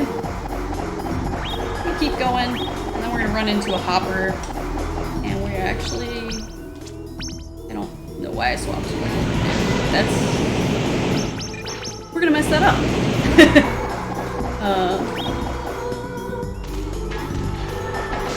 Okay. We're gonna kill it one more time so that it can respawn and I can more easily grab it. Because we need the hopper to go up this steep slope right here. And then also across these spikes. And then there's another hopper right here that we need to use to do basically another steep slope. I almost messed that up. So we come up the next steep slope, cancel out of the hopper, and go into the next room. And in here, you see a little Minku, that kind of bubbly looking thing. Those, if you catch them, actually give you 25 extra health, but they tend to kind of juke around you, so it most of the time isn't worth it to try for them. Like, when you're first learning it is, just so that you have the extra health for the last chapter, but once you've kind of got that last chapter down and don't need more healing items than you can keep in your inventory, it's better to just avoid them.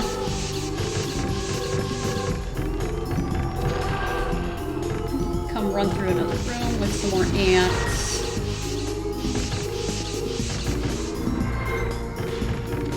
Dodge a bunch of them. Some poles to jump further than we could normally.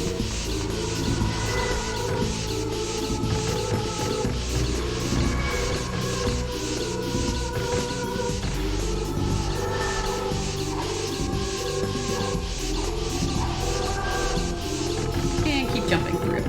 And since we hit that fan switch, a bunch of other kind of electronics and stuff in here have activated. So we're going to use the wind scroll to dig through the soft dirt again to get back down to one of those early rooms and go on to the next room. Kind of jump down as far as we can.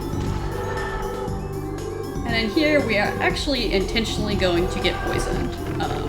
So these mushrooms right here will poison you if you're not careful, but a mechanic that's not super talked about is the fact that when you're poisoned, you actually have a higher % chance to crit. So we get poisoned intentionally because we can right there, and it makes this boss fight go a little quicker. But first, we have a minigame. This is the minecart minigame. It's got some really great music, so even though we can't skip it, it's really not too bad. You get to jam out.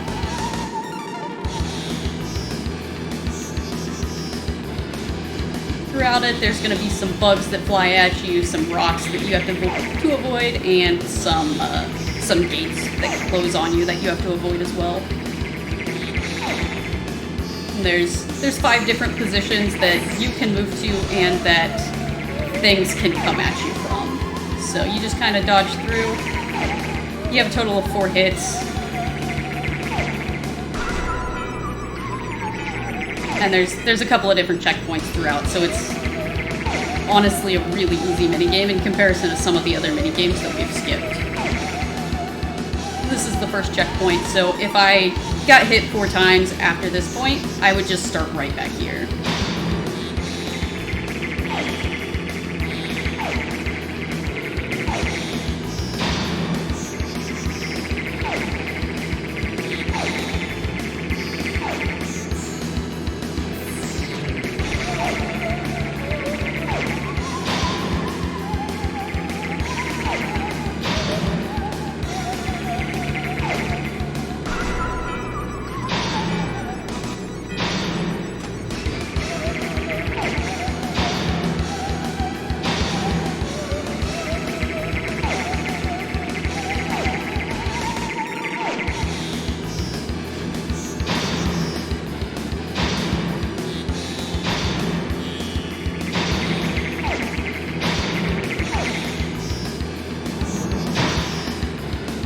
And then we're coming up on the second checkpoint now, which means we're almost done.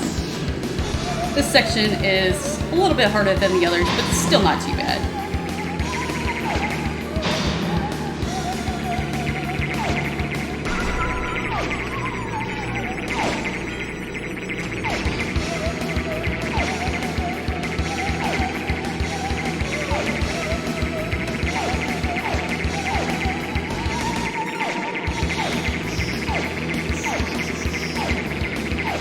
Got hit there.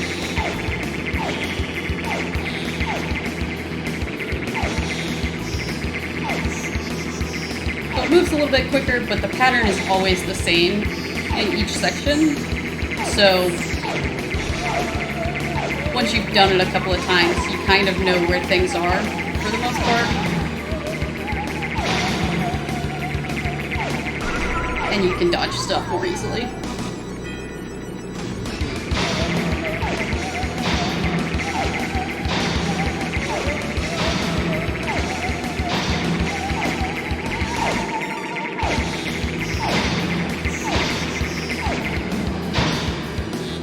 That's the minecart minigame. And now we are at the next boss.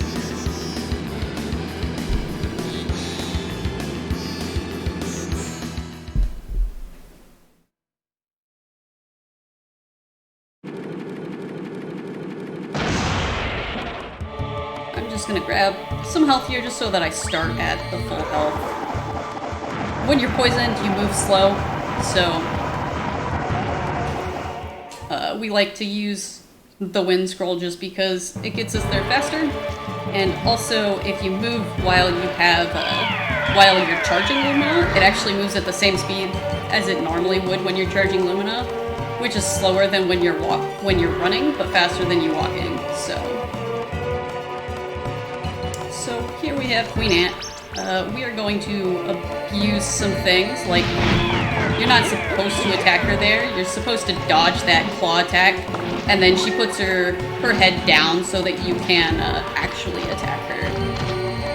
And then if we stand right here, the spikes always come out of the same spot, so we can safely sleep to kind of pass the time, because we need a specific day after this boss. Whoops, I miscounted that.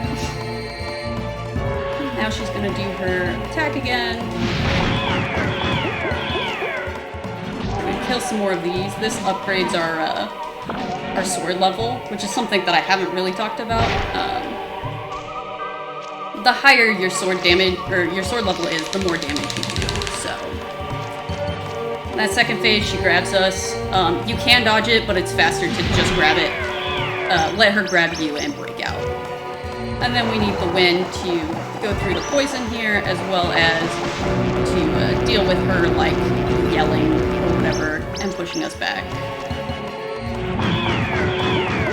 And right here, I normally forget about this phase. She's actually going to do her claw attack pretty quickly again. And I missed the quick right there, but because I was still ready and charged up, I was still able to get the hit in. And he dropped an antidote on me, so I'm gonna go get poisoned on purpose. And come back here so that I can sleep somewhere. So, if you've been paying attention to the days of the week down in the corner there, Most of them are the normal days that you would expect, but instead of Friday, we have a day called Sky Day. And that has to do with the day that Musashi went into the sky. So that is very important for the next part. So we want to try and get as close to the morning of Sky Day as we can before we kill this boss.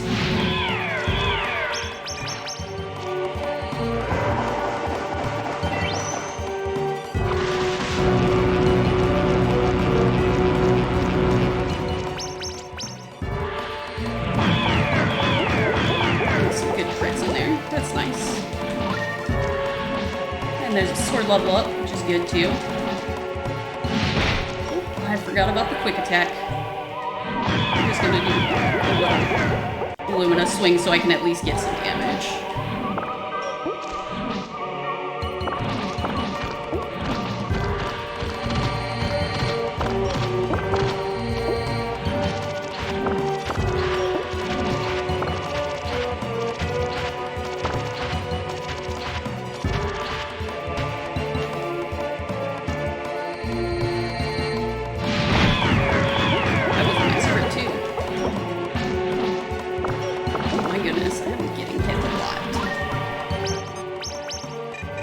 But that's okay, that's why I have the healing items, so... Let's not get that antidote.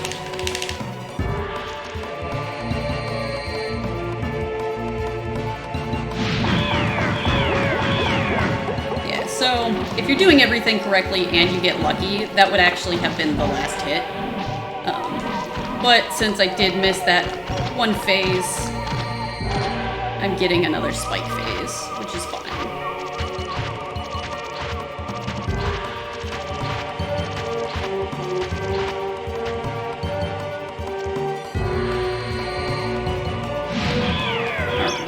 And this is the last hit, so we are going to go for the quick core grab. So if you fall off right there as you hit the core, you respawn back in the center. Normally you hit the core and then you're stuck there at the end, so when you get down here, you have to run all the way over here. But it's slightly quicker if you're already in the center. And then we wind crest out of here. We forgot to split, but that's okay.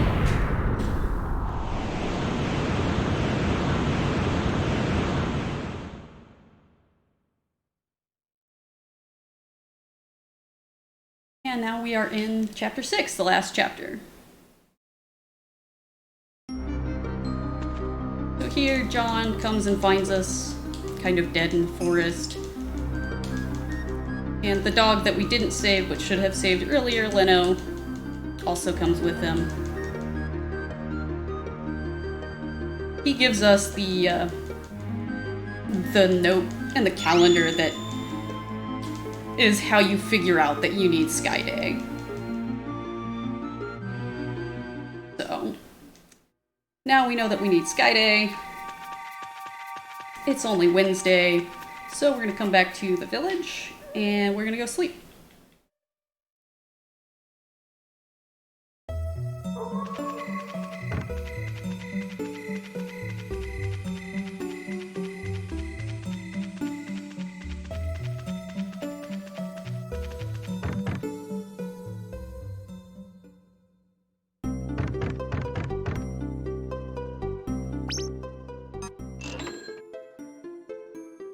Alright, so it's Thursday.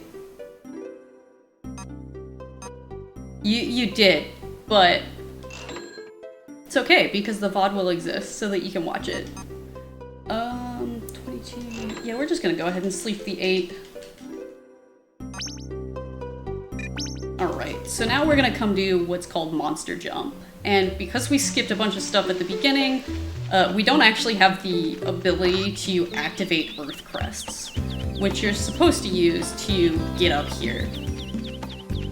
So instead, we're going to come use our fun infinite jump that we can do to jump over an invisible wall, basically.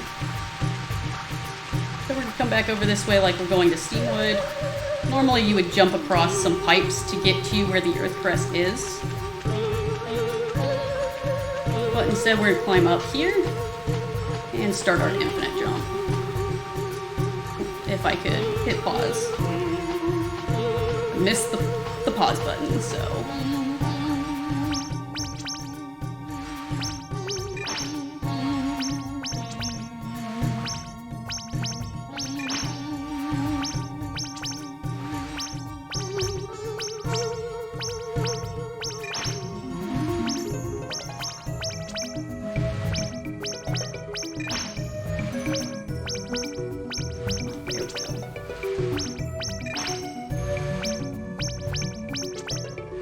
So now we're up over the invisible wall.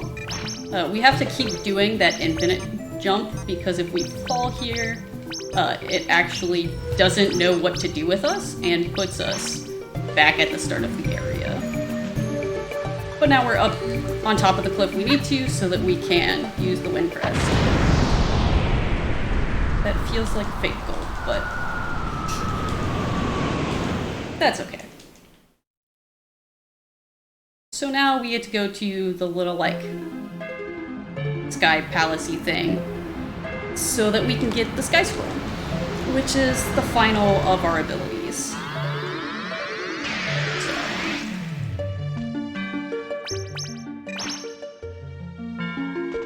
Okay.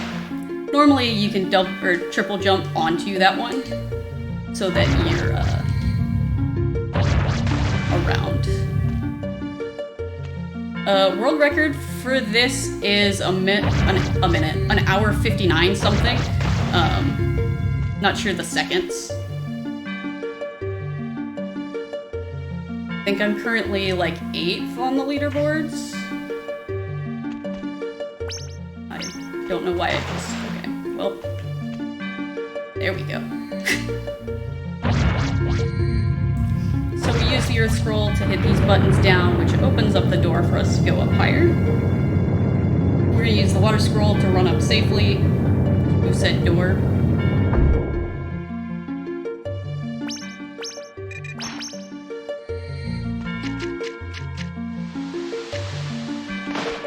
It was definitely not your fault. I miss jumps like that all the time in this section, so. And then right here, we're going to triple jump around the corner and swap to fire so that we can light the torch. And then we're just gonna kind of quickly jump around to the other 2 torches. Oh, I didn't quite get it fast. If you get it fast enough, you can actually get all 3 with a single fire scroll. And then we come over here and we get the wind scroll. So now we're into the final kind of boss rush of the game. We get to deal with the Leader's Force, and then we get to deal with the Sky Crest Guardian. And then, in typical RPG fashion, more bosses, because bosses. It wouldn't be the final boss without there being multiple bosses.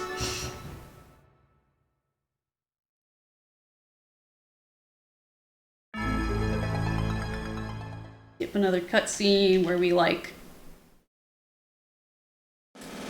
learn about some more stuff and how we get into the Thirst Quencher Empire. I messed that up, so we're gonna wait this out.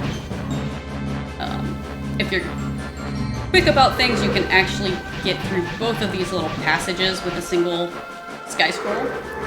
The Sky Scroll allows you to float for an amount of time. And I'm gonna grab Sea Drink right here, because I'm gonna want some more healing. I tend to grab all of the healing items here in this last chapter just because it makes me feel a little safer. This is another spot where if you time things correctly, you can actually get through 2 sections on 1 Sky Scroll. If you get hit though, you can actually double jump again and safely make it to the next area instead of having to go back.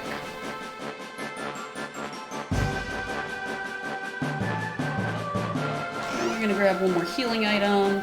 Oh, that's right. I forgot that I got the note, so I can't actually grab that healing item. And I could heal and then grab it, but there's more healing items later, so I'll just heal when I get to the boss up here.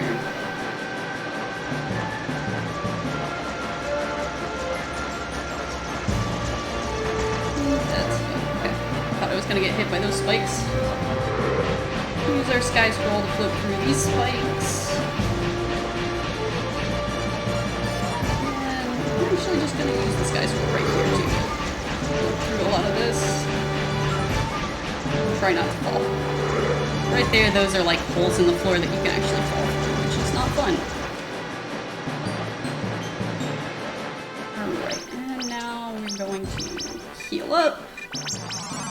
Swap to the normal scroll so that we can do some counterattacks and go into the boss. And this has been one of the Leader Force characters that stole the bell that we met earlier. I'm gonna attempt to do some damage while he's in the air, miss spectacularly, and come use some iframes to avoid the bombs so that he spawns where we want him to at the front of the room. Ow, do you? Do you? So we'll do a couple counters. I missed with that Lumina spin, which stinks, but...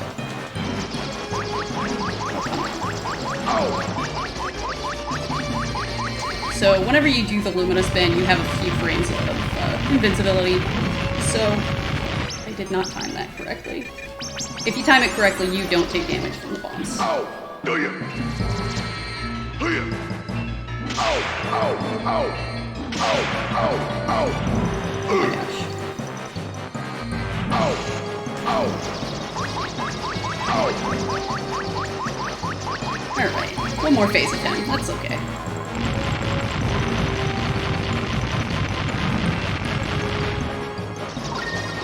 Ow, do you? Do you? Oh my gosh. Ow. There we go. That was a little rough, but that's okay.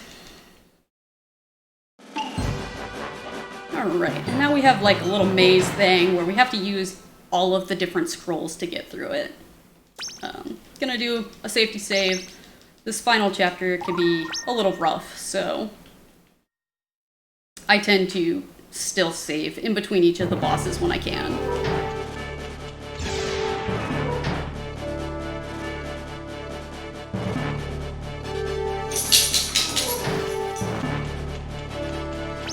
Alright, so first up is the Earth Scroll. Use that to hit some switches so that we can get past some stuff.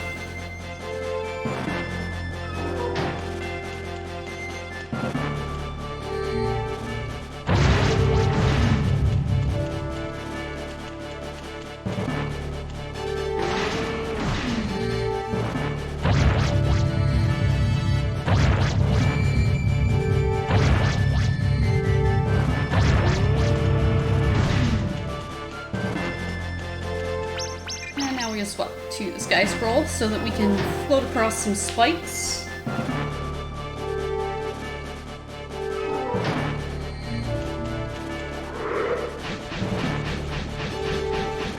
And then up here, we're just going to kind of double jump as much as we can so that we can avoid having to use the Sky Scroll a second time to avoid those spikes. So whenever you stand on that platform, the spikes that are above the door I just went through actually come out. Now we're going to swap to the Fire Scroll for the next room. We need to light some torches.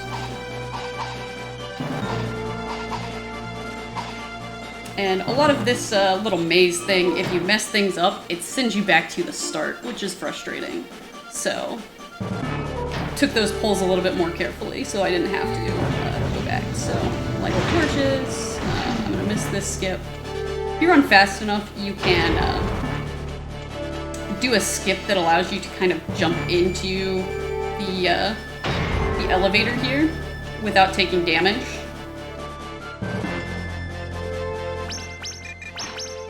And then it kind of pushes you up so that you don't have to wait for the elevator the second time. Now we swap to the Water Scroll so that we can put out some torches.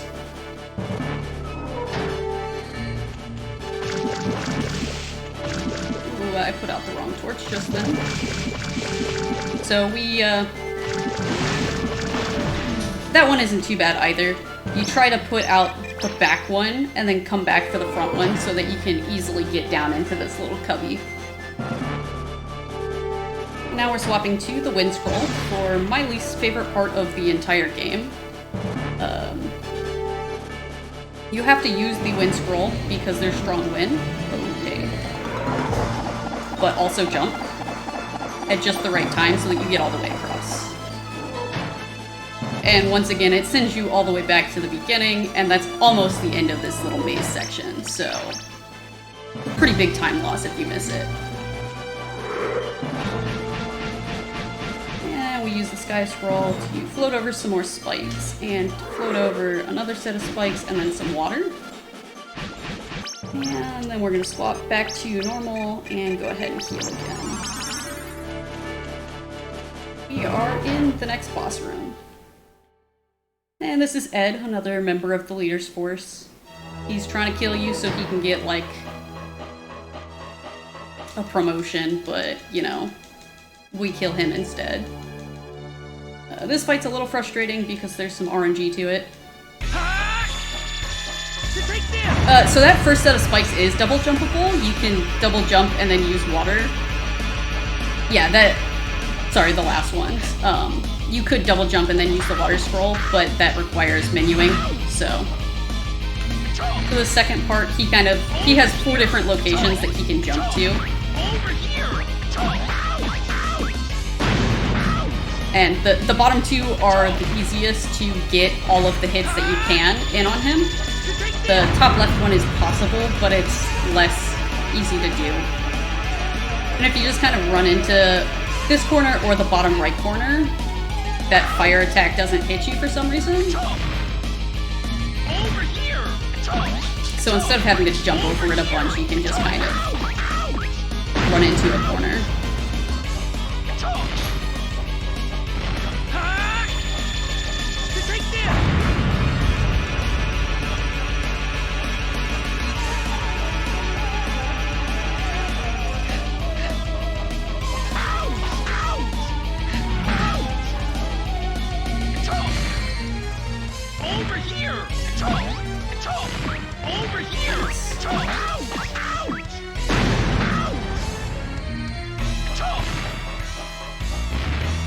Yeah.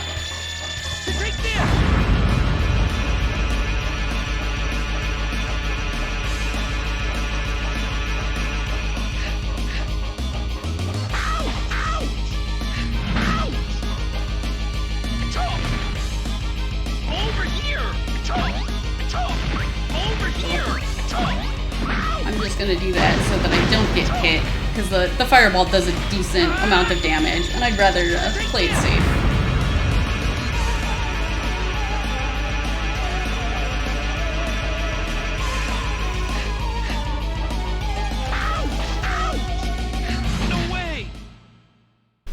And that is Ed. So we're coming up, gonna save again when it gives me the opportunity, because this last little section is honestly the hardest with only 150 health. Everything does 90 to like 100 plus damage, so you have to be really careful. And thankfully I do also still have the S revive in case I end up needing it. So we're gonna come up here and we're gonna use fusion one last time to grab this Grenadier's ability, as he spins around and does weird things because he can. Because Grenade does a ton of damage, but it also uses 50 BP. So we have to make sure to keep our BP high so that we can use it as much as we would like. Thankfully, the doors that we have to kill drop 150 each. And then we have a little maze kind of run through with some enemies that do a lot of damage and run at you and make me sad.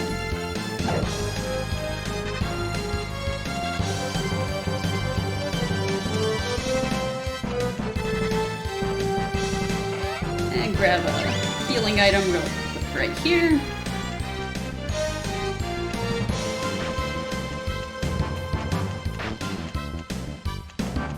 thank you for going that way. Normally that one chases you down this little hallway. Yeah. And then I go the wrong direction because I'm talking.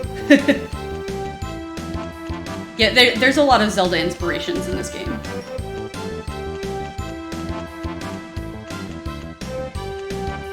Ooh, thank you for going down there. Had a lot of luck with the swordsman. That one always is in the way, but he's pretty easy to jump past, so. And then we come to another area with some more doors. I'm gonna zoom in because there's lots of enemies and other effects, so this is a high lag point. Just dropped in the wrong spot on me.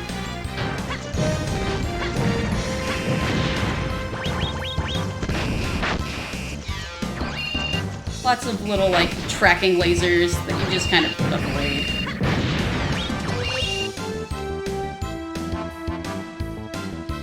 And keep grenading and keep running.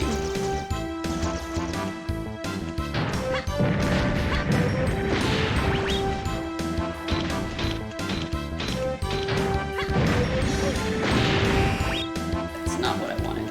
Those walkers kind of do what they want.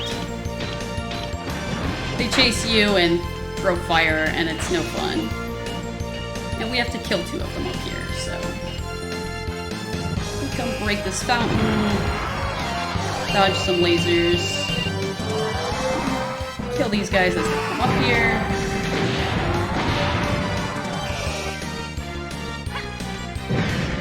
Okay, that did hit. And then we come down here, where we get to use the Sky Scroll some more.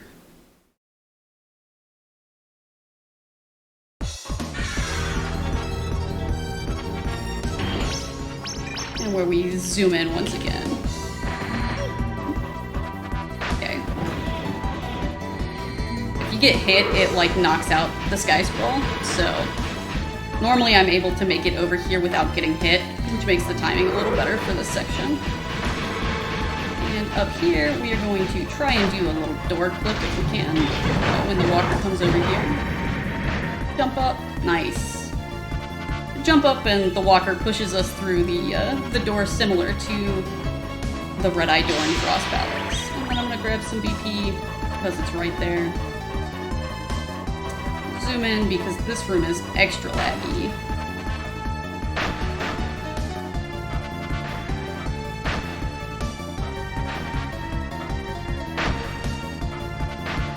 And the walker spawned in a bad spot, so there's no way for it to kind of like get in the right spot to do another door clip. We're just gonna have to kill these guys and use the cheese so we have enough BP. Oh my gosh, please stop pushing me. Please.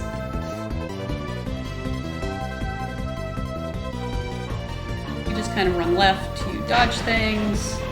Hope the sword guy is not in the way. He is, so we come up here.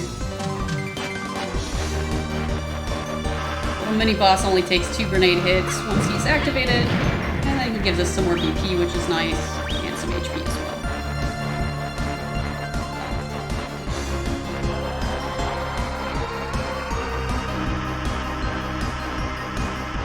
And we have some more walkers. These ones we're just gonna Lumina kill so that we can possibly get some BP if it falls correctly. Yeah, like that. And we're just gonna leave that one because he gets stuck, so.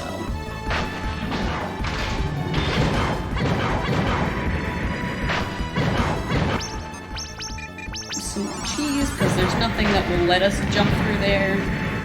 Skip the BP because time is actually paused here, so we don't lose BP. And we don't need it for anything else now.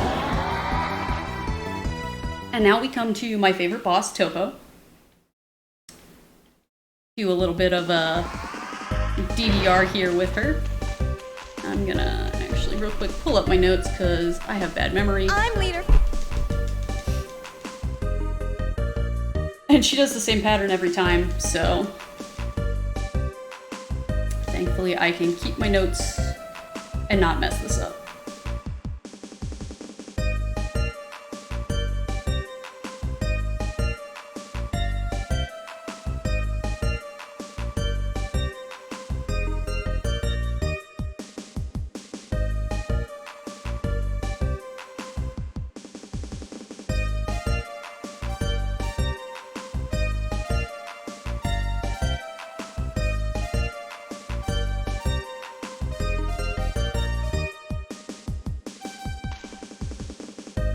We do this 2 more times, and then Topo is defeated.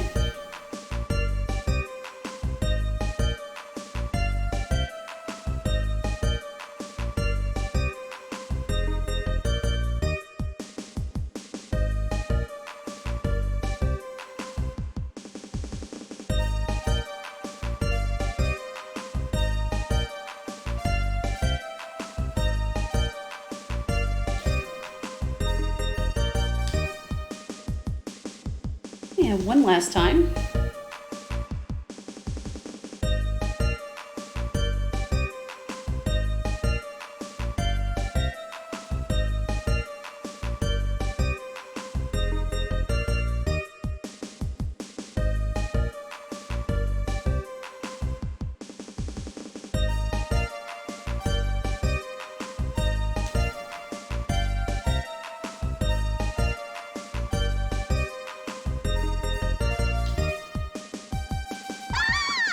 And now we've defeated Topo, and we get sad because we find out that, like, A, we were led here, but also that we basically destroyed Topo's legs by beating her in dancing. I also skip that split.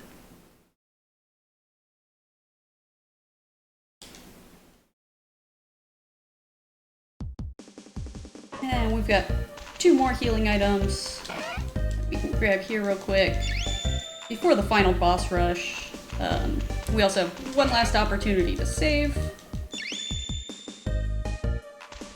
because that's what happens when you dance too hard and dance poorly, I guess.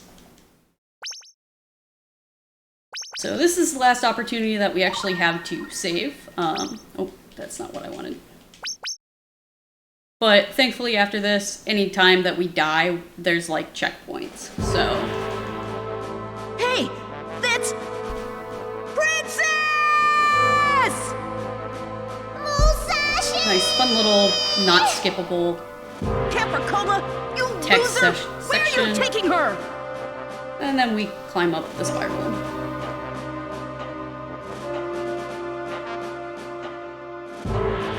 My absolute least favorite boss, the Tower of Death, that I like to call the Tower of RNG, because he has 20 different eyes that you have to hit, and only one is open at a time, and it's complete RNG which one is open. And you have to hit at least a total of 12 of them, so. And it's a flying boss, so if you're not good at the Sky Scroll, this boss is pretty difficult.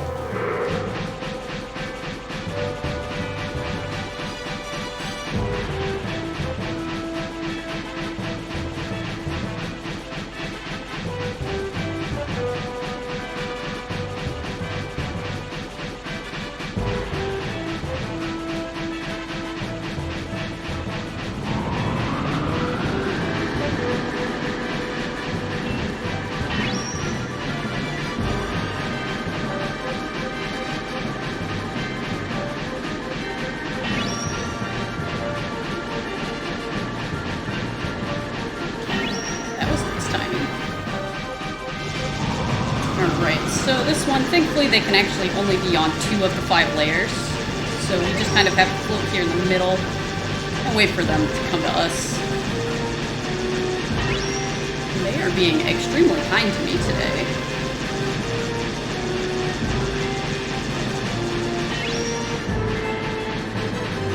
And we've got one more type of phase here where the all of the little wedges here go in, but the eyes can open and do laser attacks that do a lot of damage, so.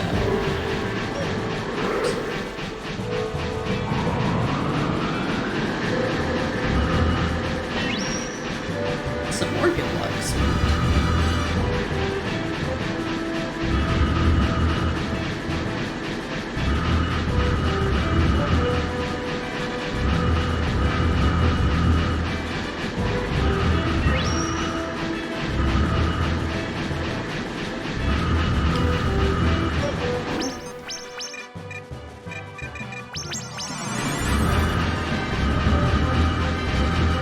Like that, they do a lot of damage. But also, thankfully, if you time your pauses right, you can actually still kind of save yourself.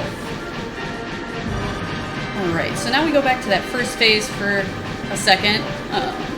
And there is an opportunity to hit an eye if we find it quick enough before we go to a little, like, weird intermission phase. Oh, that's okay. Oh, nope. And we're gonna heal again, because that was really bad, but... So now, all of the eyes open, and all of them, except for like 2 or 3, will actually open again. And those 2 or 3 are safe spots, but if you're right here, it's also safe. If you get hit by that attack, not only does it do a lot of damage, it also makes it so that your left and right are swapped for a little bit of time, which is extremely frustrating. So, that's definitely an attack that you want to avoid at all costs. And now we get another one of those, avoid the swap attacks.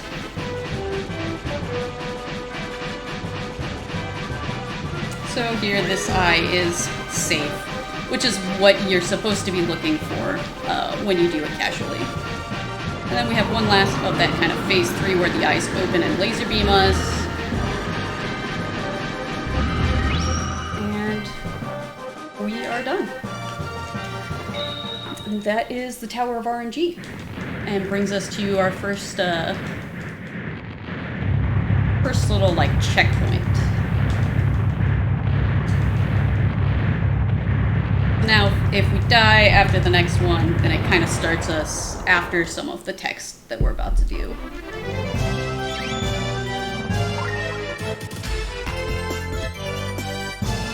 So now we have a bunch of fun text where the current leader of the Thirst Quencher Empire, Platsky, is like, yo. But then we find out that John is actually Colonel Capricola, who is actually the son of the previous king. So. But Rutrick comes to kill him because Rutrick.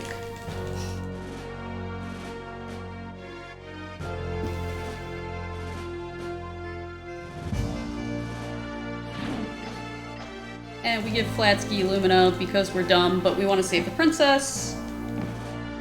He throws her down. I know, right? And then Flatsky uses Lumina to activate the final crest.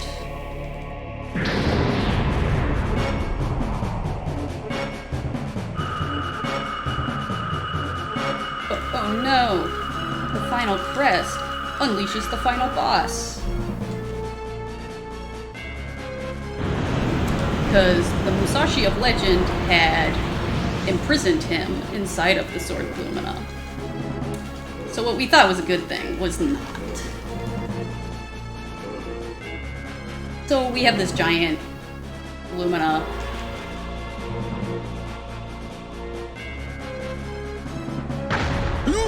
Takes care of Flatsky for us. Unfortunately, also, takes care of John for us here in just a second.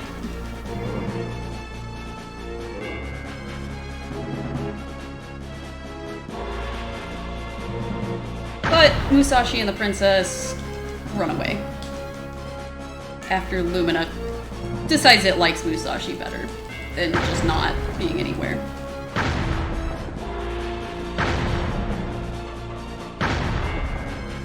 And now we have a fun little chase scene where we get to jump across some falling building as Dark Lumina follows behind. Thankfully, this part's pretty easy. It is possible to fall, but section doesn't start falling until you've landed on it, so some of them you can actually jump pretty far before the section starts falling.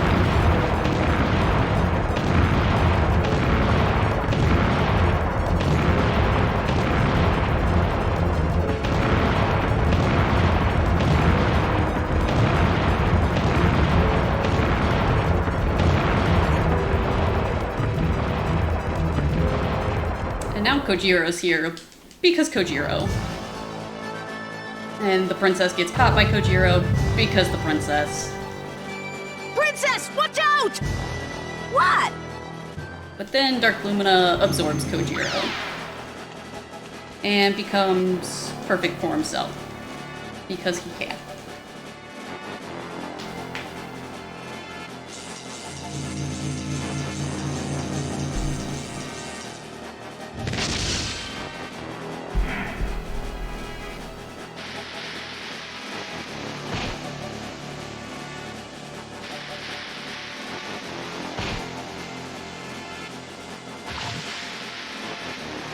It's not. That's the worst part. It's not his final form, but it should be. Because it's actually pretty cool looking. The transformation sequence is long and annoying, but it's pretty cool. He's a giant lizard.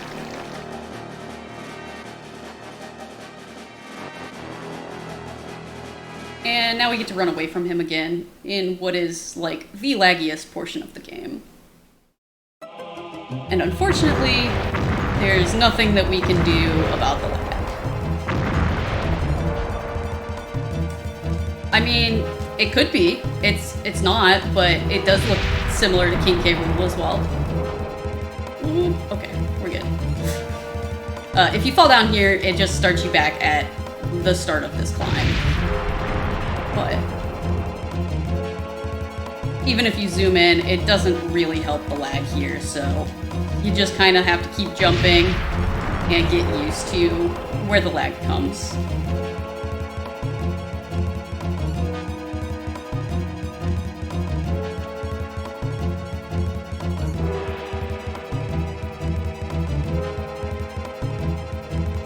Yeah, PlayStation era lag. Now we save the princess and we're like, yo, we still gotta go beat Dark Lumina, but like, don't get kidnapped while we're up there.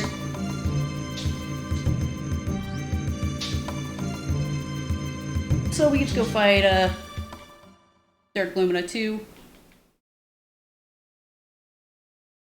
Nice little lizard. Pretty easy fight once you get the timing down. Really just about... It's all about the timing, honestly. You just make sure that you're not trying to attack him during his iframes, and you're pretty good to go.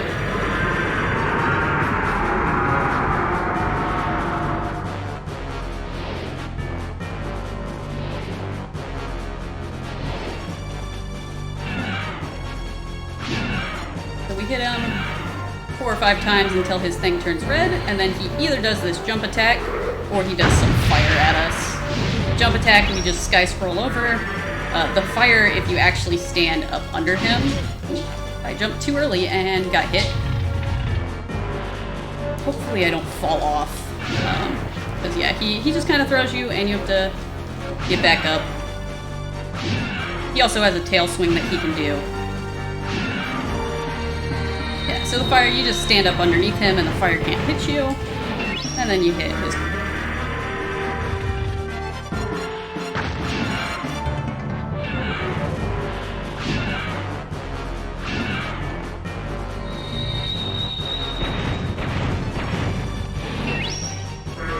Do this a few more times, and then he's dead.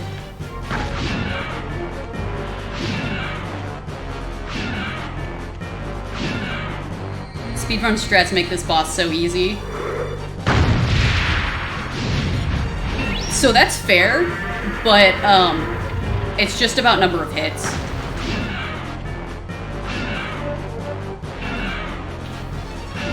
Four hits every time brings him to when he does his attack, and then he's vulnerable. So, if you ever want to come back to the game,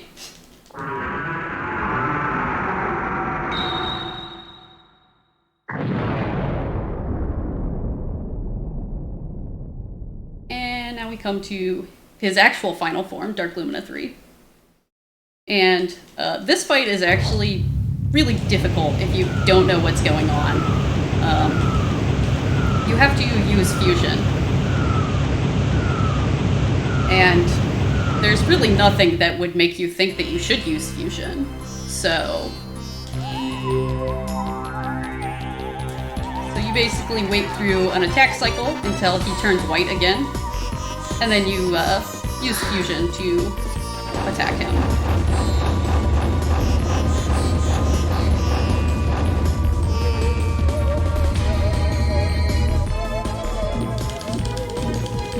Absorb him, and then you come hit his little eyeball. He attempts to suck you in and will do damage if you hit him from, like, if you get too close. You're in the right spot, which I'm not. Oh, I am. You can get a double. It's also possible to actually get a triple where you don't see a third, see another attack until you hit him a third time. But I've never gotten it, so yeah, that's what I thought. And he has a few different attacks that he cycles through with a phase in between every one that you can attack him.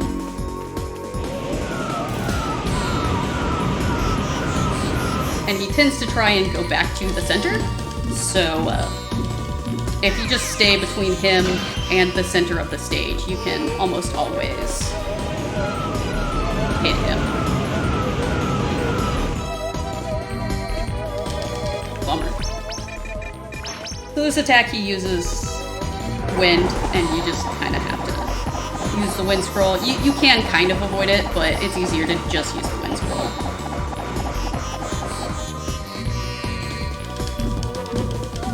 And then we get the final hit on.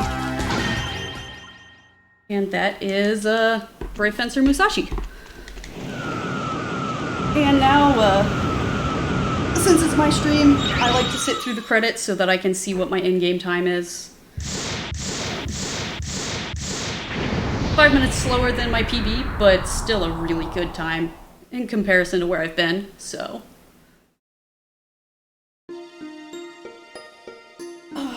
Let's find my PB so that I can, yeah.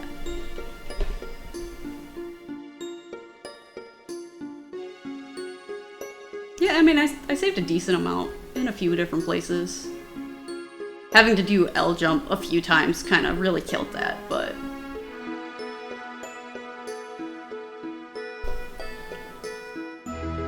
That gold on Dark Lumina feels so good, because, like, I think last night was the first time that I ever got a double on Dark Lumina in a run. So to get 2 doubles tonight feels awesome.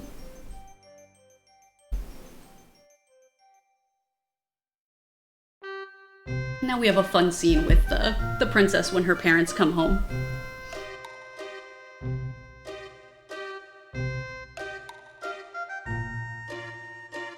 Mom!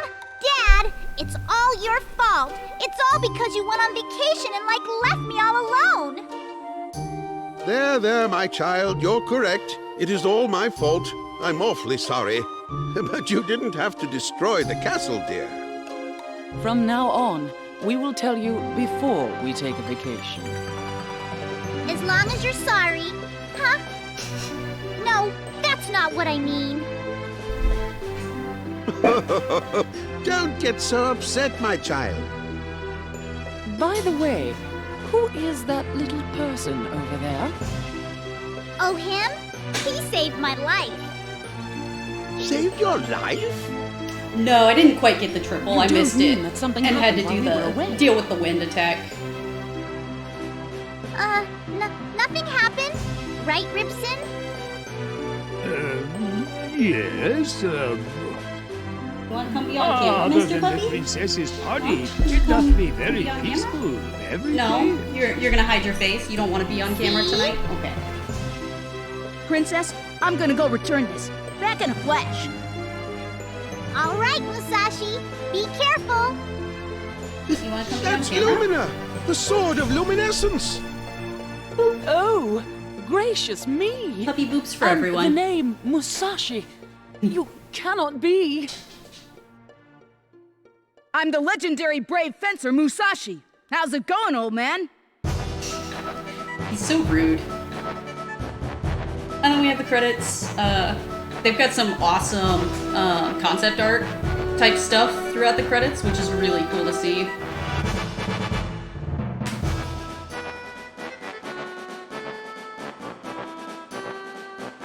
Give my puppy all the loving.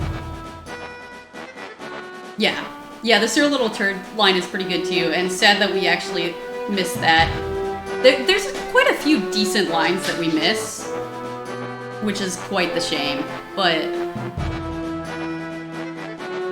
I know, I didn't give you loving for 2.5 hours. It was the worst 2.5 hours of your life, wasn't it, little pup? Wasn't it? That's okay. You got a new flavor of food tonight, you big silly. Yeah.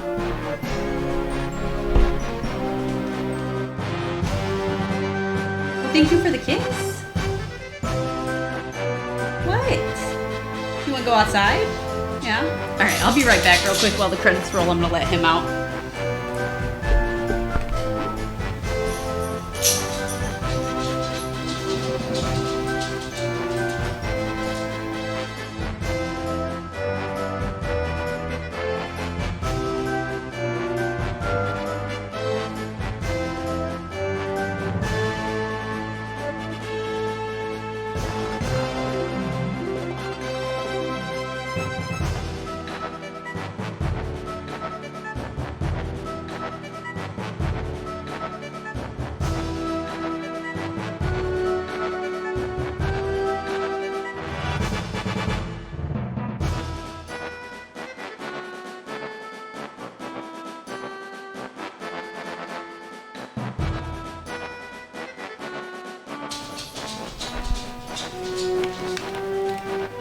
Apparently he did not want out. He just didn't want me in the office anymore. And he's gonna have to get over that.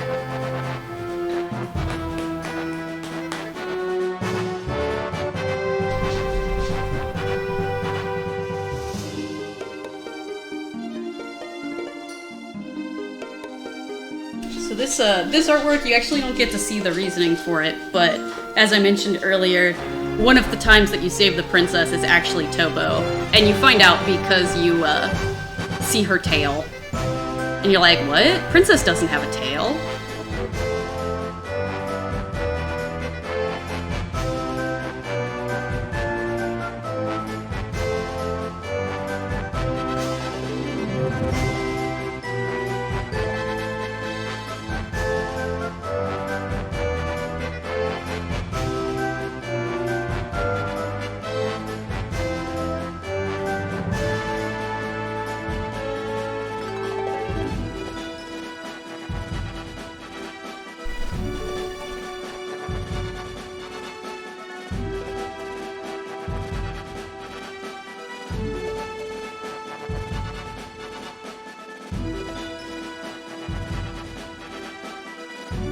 And now we put Dark Lumina back.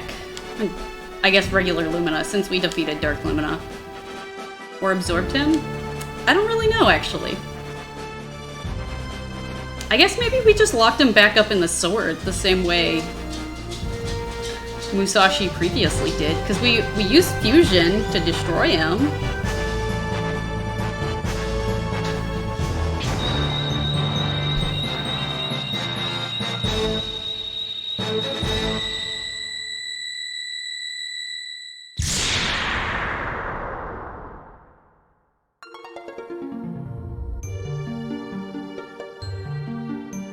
Squaresoft sword.